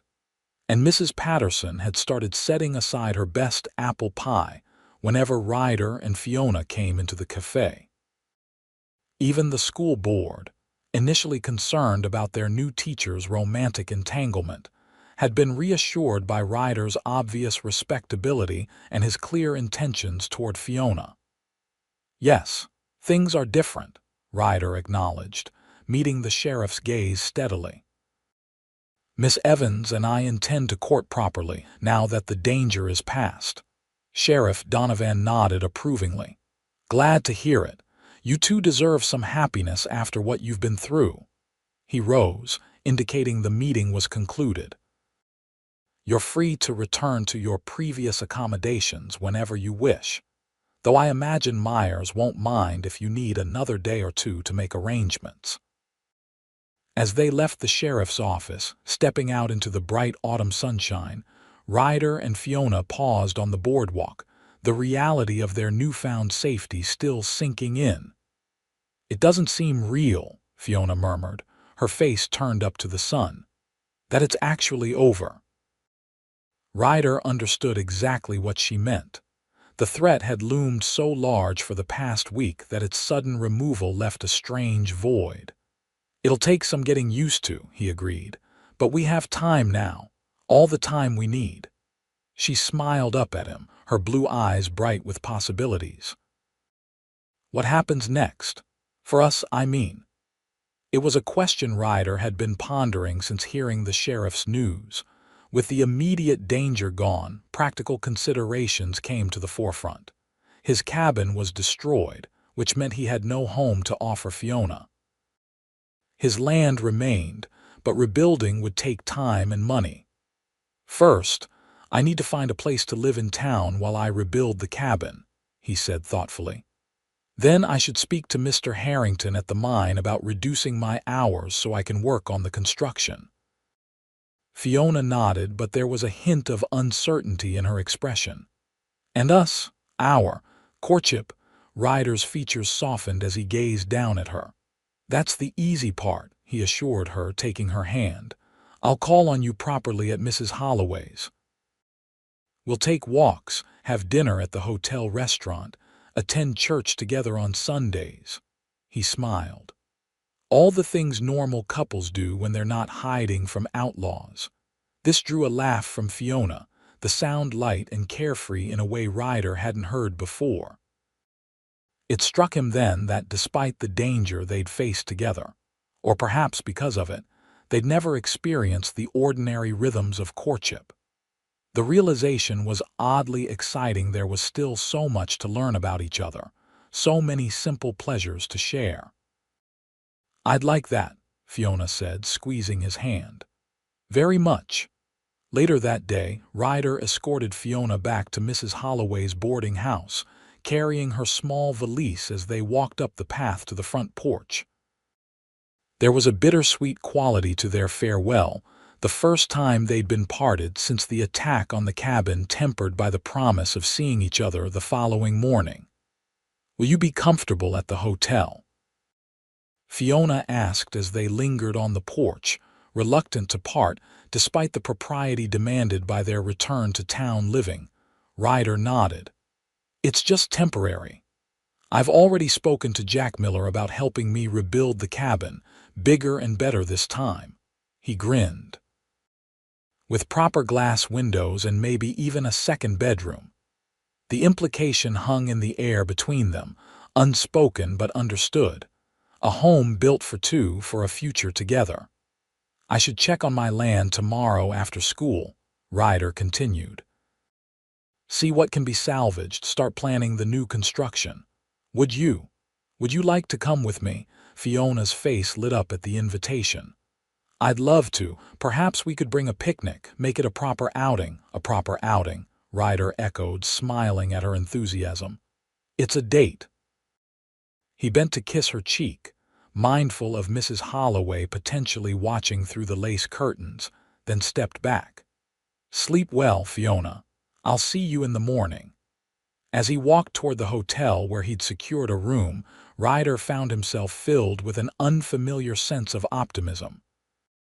The future stretched before him, full of possibilities that had seemed remote just weeks ago: a home, a horse ranch, and most importantly, a life shared with Fiona.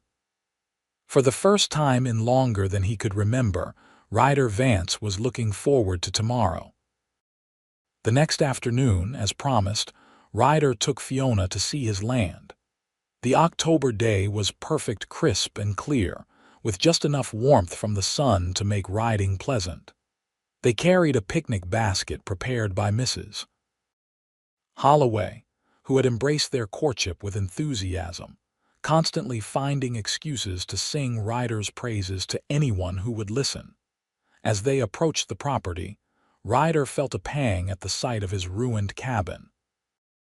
The fire had consumed most of the structure, leaving only blackened timbers and the stone chimney standing amid the ashes.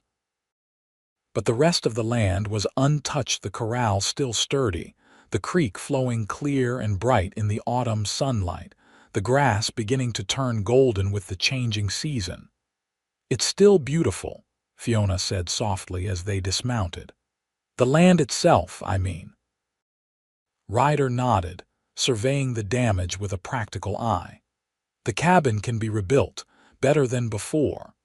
He pointed to an area slightly uphill from the burned structure. I'm thinking of building there this time.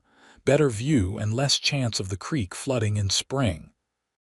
Fiona walked beside him as he toured the property, pointing out his plans where the new stable would stand, the paddocks for breeding stock, the garden he envisioned.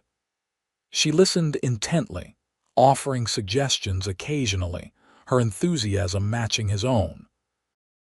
They spread their picnic on a flat rock overlooking the creek, the same spot where they'd sat on their first outing together. As they ate, Ryder found himself watching Fiona more than the view, struck once again by how naturally she fit into this setting, into his dreams for the future. What? She asked, catching his gaze.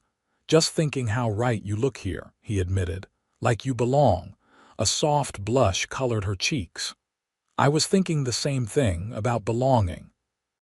She hesitated, then continued, Ryder, there's something I need to ask you, and I hope it's not too forward of me. He raised an eyebrow, intrigued. Ask away. That is, do you intend? She took a breath, visibly gathering her courage. Is marriage something you're considering?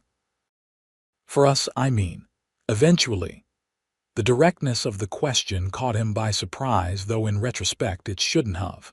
Fiona had proven herself to be forthright in all things, one of the many qualities he admired about her. Yes, he replied simply. Very much so. I thought I'd made that clear, but if not, yes, Fiona, I want to marry you. When you're ready. The smile that lit her face was dazzling. I needed to be sure, she explained, because I've been thinking about the future too, about building something here together. She gestured at the surrounding land. I can see it so clearly, teaching at the school in town, coming home to this place, to you. Children eventually, running across these fields. The vision she painted matched so perfectly with his own dreams that Ryder felt his throat tighten with emotion. Without a word, He reached into his pocket and withdrew a small object he'd been carrying for the past 2 days, waiting for the right moment. "I bought this in town yesterday," he said, opening his palm to reveal a simple gold band set with a small but perfect diamond. "It was my mother's originally. I had it sent from Texas after." He cleared his throat. "After I realized how I felt about you, I was waiting for the right time to ask, but since you've brought it up." Fiona's eyes widened as she stared at the ring, then lifted to meet his gaze. "Ryder." He took her hand gently in his. "Fiona Evans, will you marry me? Not immediately, we can wait until the cabin's rebuilt, or longer if you prefer. But I know with absolute certainty that you're the woman I want to spend my life with." "Yes," she whispered, tears shimmering in her blue eyes. "Yes, Ryder Vance, I will marry you." A small laugh escaped her. "And I don't mind waiting until the cabin's rebuilt, but not a day longer than necessary." With hands that weren't entirely steady, Ryder slipped the ring onto her finger. It fit perfectly, as if it had been made for her. "I promise to make you happy," he said softly. "To build a good life for us here." "You already make me happy," Fiona replied, leaning forward to seal their engagement with a kiss that spoke of promises kept and a future shared. The following months passed in a blur of activity.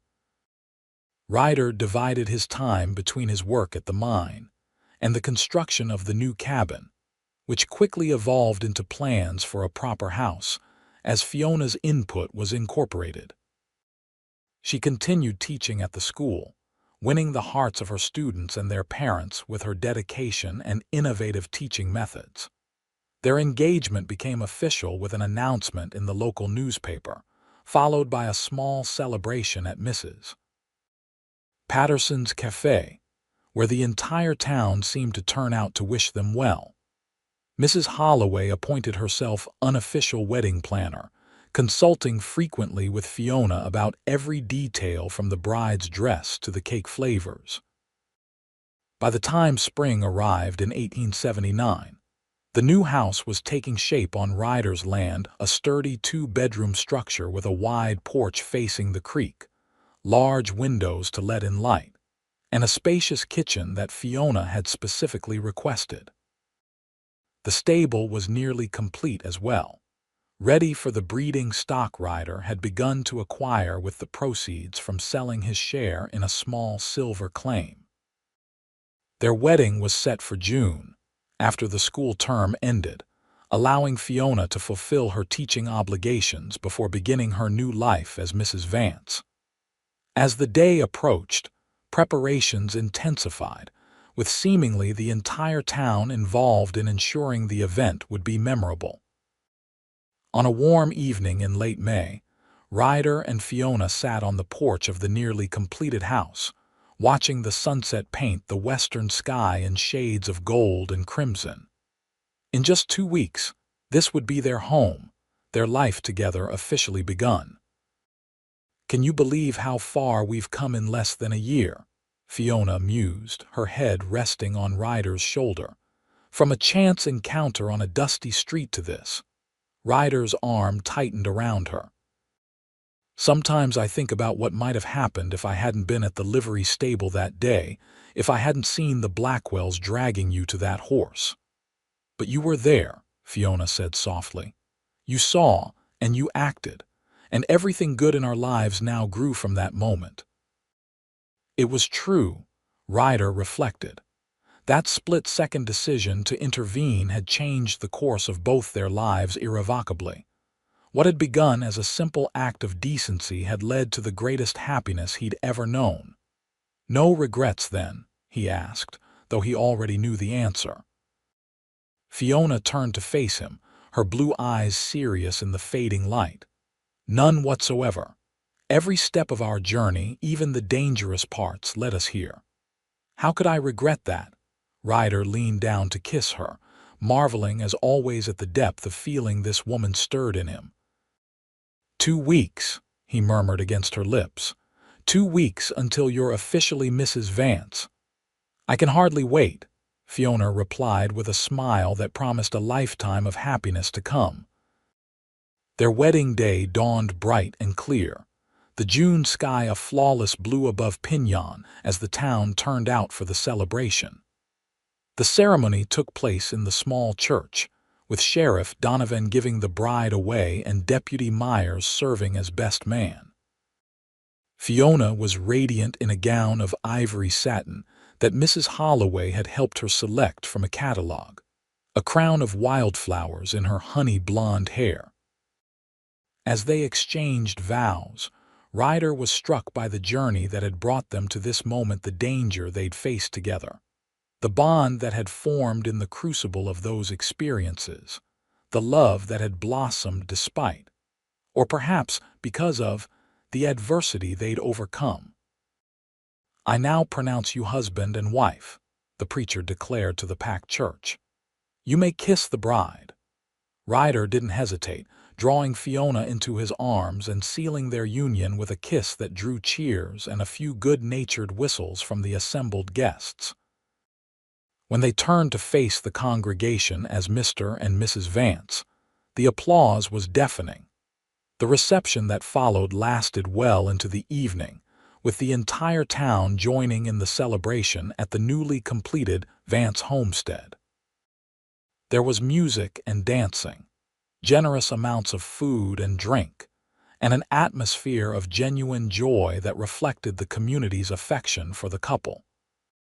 As the festivities wound down and the guests gradually departed, Ryder and Fiona stood on the porch of their new home, waving goodbye to the last wagons heading back to town.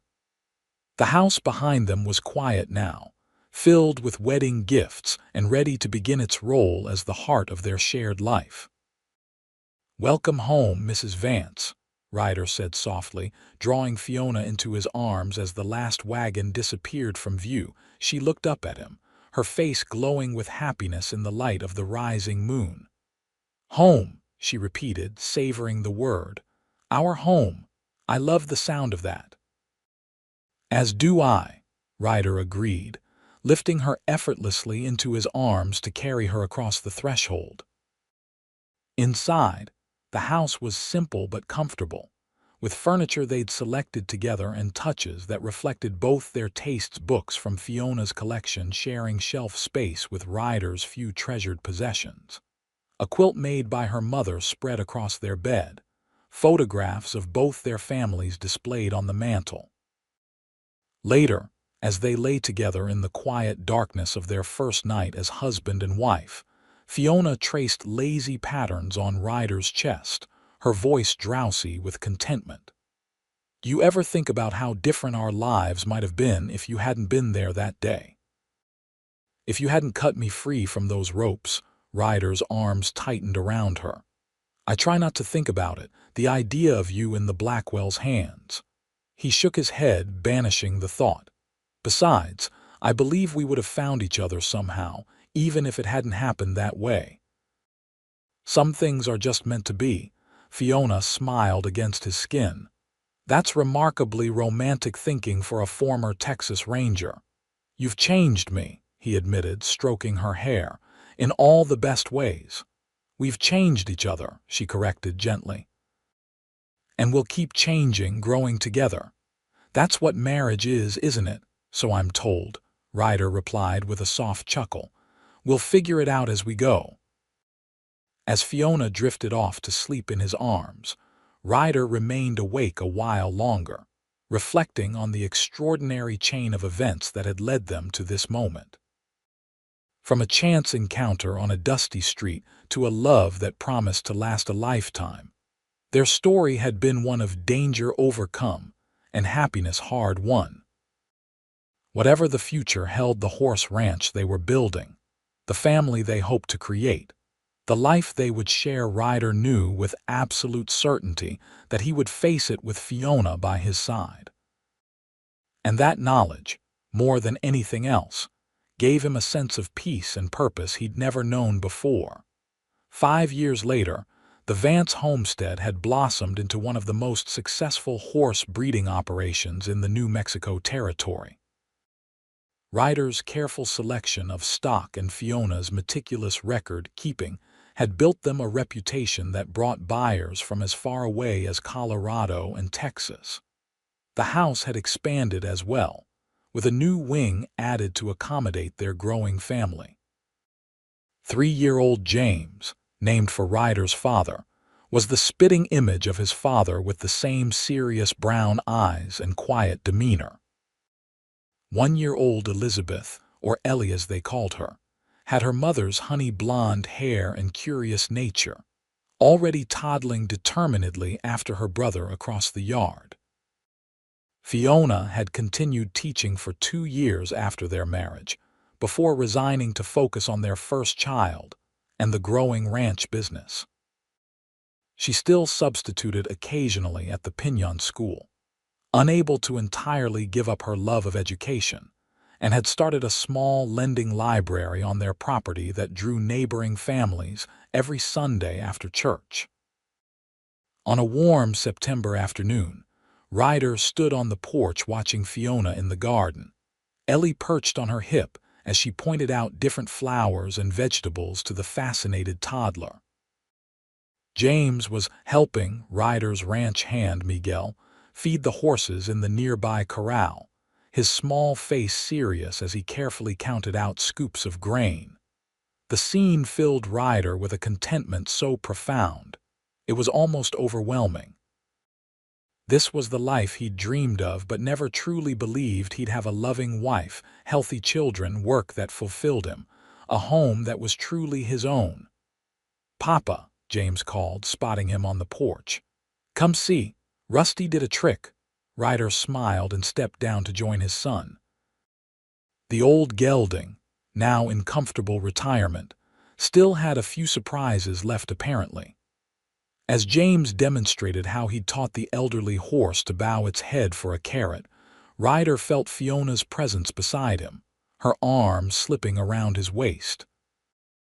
"He's got your way with horses," she observed, leaning against him as Ellie reached out to be transferred to her father's arms. "And your patience. God help us if he inherits my stubbornness too," Ryder replied with a grin, settling their daughter comfortably against his chest. Fiona laughed. "Too late. Have you tried getting him to bed lately? Stubborn as a mule, just like his father." Their easy banter was interrupted by the sound of an approaching wagon. Visitors were common enough these days, with the ranch's growing reputation, but unannounced arrivals were still unusual. "Are you expecting anyone?" Ryder asked, handing Ellie back to Fiona as he recognized the elderly couple in the approaching buggy. "Sheriff and Mrs. Donovan," Fiona identified them with some surprise. "No, they weren't expected.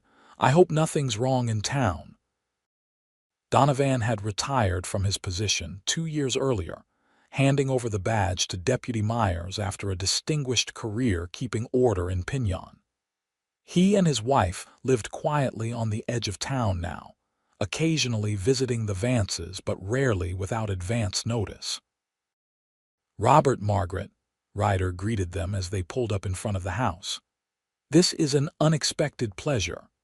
The former sheriff, his hair now completely white but his posture still straight as a ramrod, helped his wife down from the buggy before approaching with an envelope in his hand.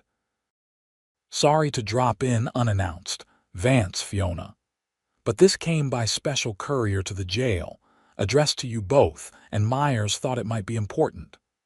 Ryder took the envelope curiously. It bore an official-looking seal and was indeed addressed to Mr. and Mrs. Ryder Vance with the notation "Urgent Personal" in the corner. "Come inside," Fiona invited, her curiosity evident. "We were just about to have lemonade." As the Donovans made themselves comfortable in the parlor, exclaiming over how much the children had grown since their last visit, Ryder opened the envelope. Inside was a letter on official stationery from the New Mexico Territorial Governor's office. He scanned it quickly, his expression changing from curiosity to shock. "What is it?" Fiona asked, noticing his reaction as she returned from the kitchen with a tray of lemonade. Wordlessly, Ryder handed her the letter. She read it, her blue eyes widening with each line. "I don't understand," she finally said, looking up at Donovan. "Why now, after all this time?" The former sheriff sighed heavily. "That's why I brought it personally. I thought you might have questions." He accepted a glass of lemonade from Fiona with a nod of thanks. "The truth is, we've known parts of this story for years, but the final pieces only came together recently when one of the men confessed on his deathbed." Ryder reread the letter, still struggling to process its contents. It was a formal notification that the true circumstances surrounding the Blackwell brothers' deaths 5 years earlier had finally been discovered. They had not, as originally believed, died at the hands of rival outlaws in a dispute over stolen money. Rather, they had been executed by members of a vigilante committee formed by several prominent citizens of Pinyon, specifically to eliminate the threat the Blackwells posed to the town and, in particular, to Ryder and Fiona. "You knew about this?" Ryder asked Donovan, his voice carefully neutral. The older man shifted uncomfortably. "Not at first. By the time I began to suspect, it was already done. And to be honest, Vance, I wasn't inclined to look too closely at how a couple of murderers and kidnappers met their end." "Who was involved?" Fiona asked quietly, glancing toward the children who were now playing contentedly under Margaret Donovan's watchful eye. "The letter names them," Donovan replied. "Harrison Miller, the banker, Doc Peterson, Jacob Turner from the general store, a few others." He hesitated, then added reluctantly, "and Myers.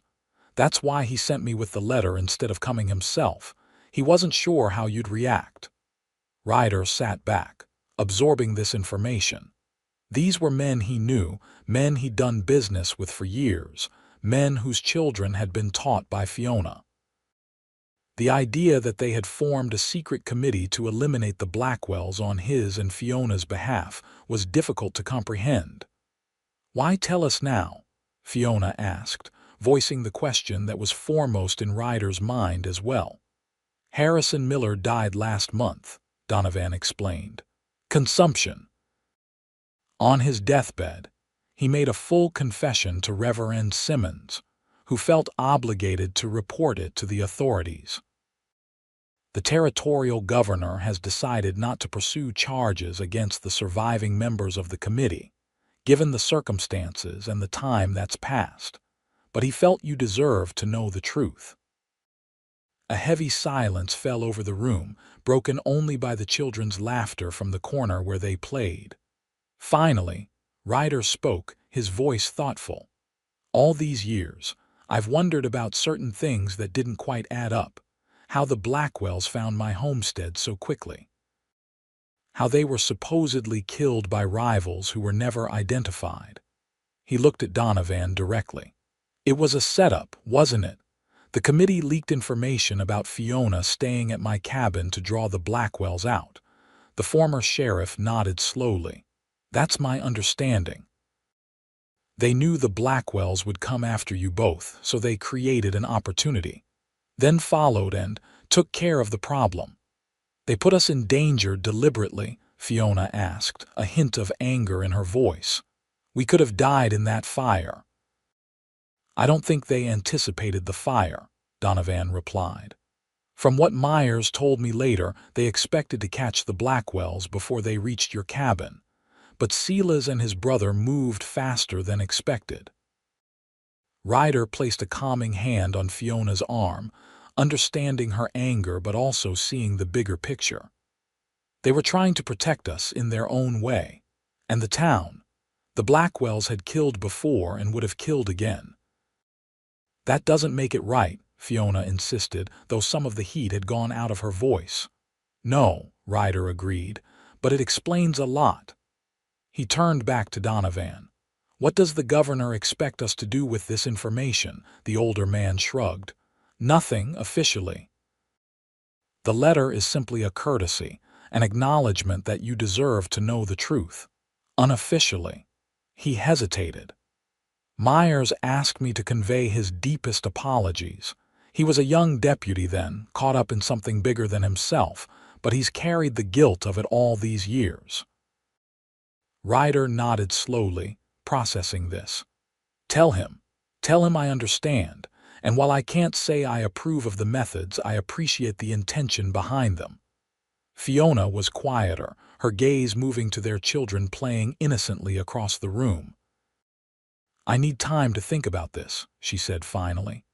5 years ago, those men made decisions that put our lives at risk without our knowledge or consent, but they also removed a threat that might have followed us forever. She sighed deeply. It's a lot to take in. Margaret Donovan, who had been silent during the entire exchange, finally spoke up. Perhaps what matters most isn't how the danger ended, but what you've built since then. She gestured to the comfortable home around them, to the children, to the visible signs of prosperity and happiness. Look at what you've created together. That's the real legacy of those events, isn't it? Her simple wisdom resonated with both Ryder and Fiona. Whatever the complicated truth behind the Blackwell's deaths, the life they'd built together in the years since was real and precious. Thank you for bringing this to us personally, Ryder said to the Donovans, rising to indicate the difficult conversation was concluded. We appreciate your friendship, today and 5 years ago. After the Donovans departed, Ryder and Fiona sat together on the porch swing, watching their children play in the yard as the afternoon sun began its descent toward the western mountains. For a long time, neither spoke, each lost in their own thoughts about the revelations of the day. Does it change anything for you? Fiona finally asked, her head resting on Ryder's shoulder. Knowing that it wasn't fate or justice that removed the Blackwells from our lives, but deliberate action by men we know. Ryder considered this carefully. It changes how I understand what happened, he admitted, but not how I feel about what we've built since then. He took her hand, his thumb brushing over the wedding band that had not left her finger in 5 years. Everything good in our lives, our marriage, our children, this ranch, it all began the moment I saw you being dragged across that street and decided to act. And I decided to trust the stranger with the knife who cut me free, Fiona added with a small smile.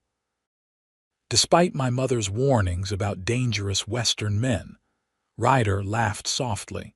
We've come a long way from that day, and we have a long way still to go together, Fiona replied, her voice warm with promise. As the sun set over their land, painting the sky in breathtaking hues of orange and purple, Ryder Vance reflected on the extraordinary journey that had brought them to this moment. From a chance encounter born of danger to a love that had only deepened with time, their story was one of courage, commitment, and the kind of happiness that comes from building something meaningful together. Whatever complications the past might hold, the future stretched before them bright with possibility, their children growing, their ranch thriving, their love enduring. And in the end, that was all that truly mattered.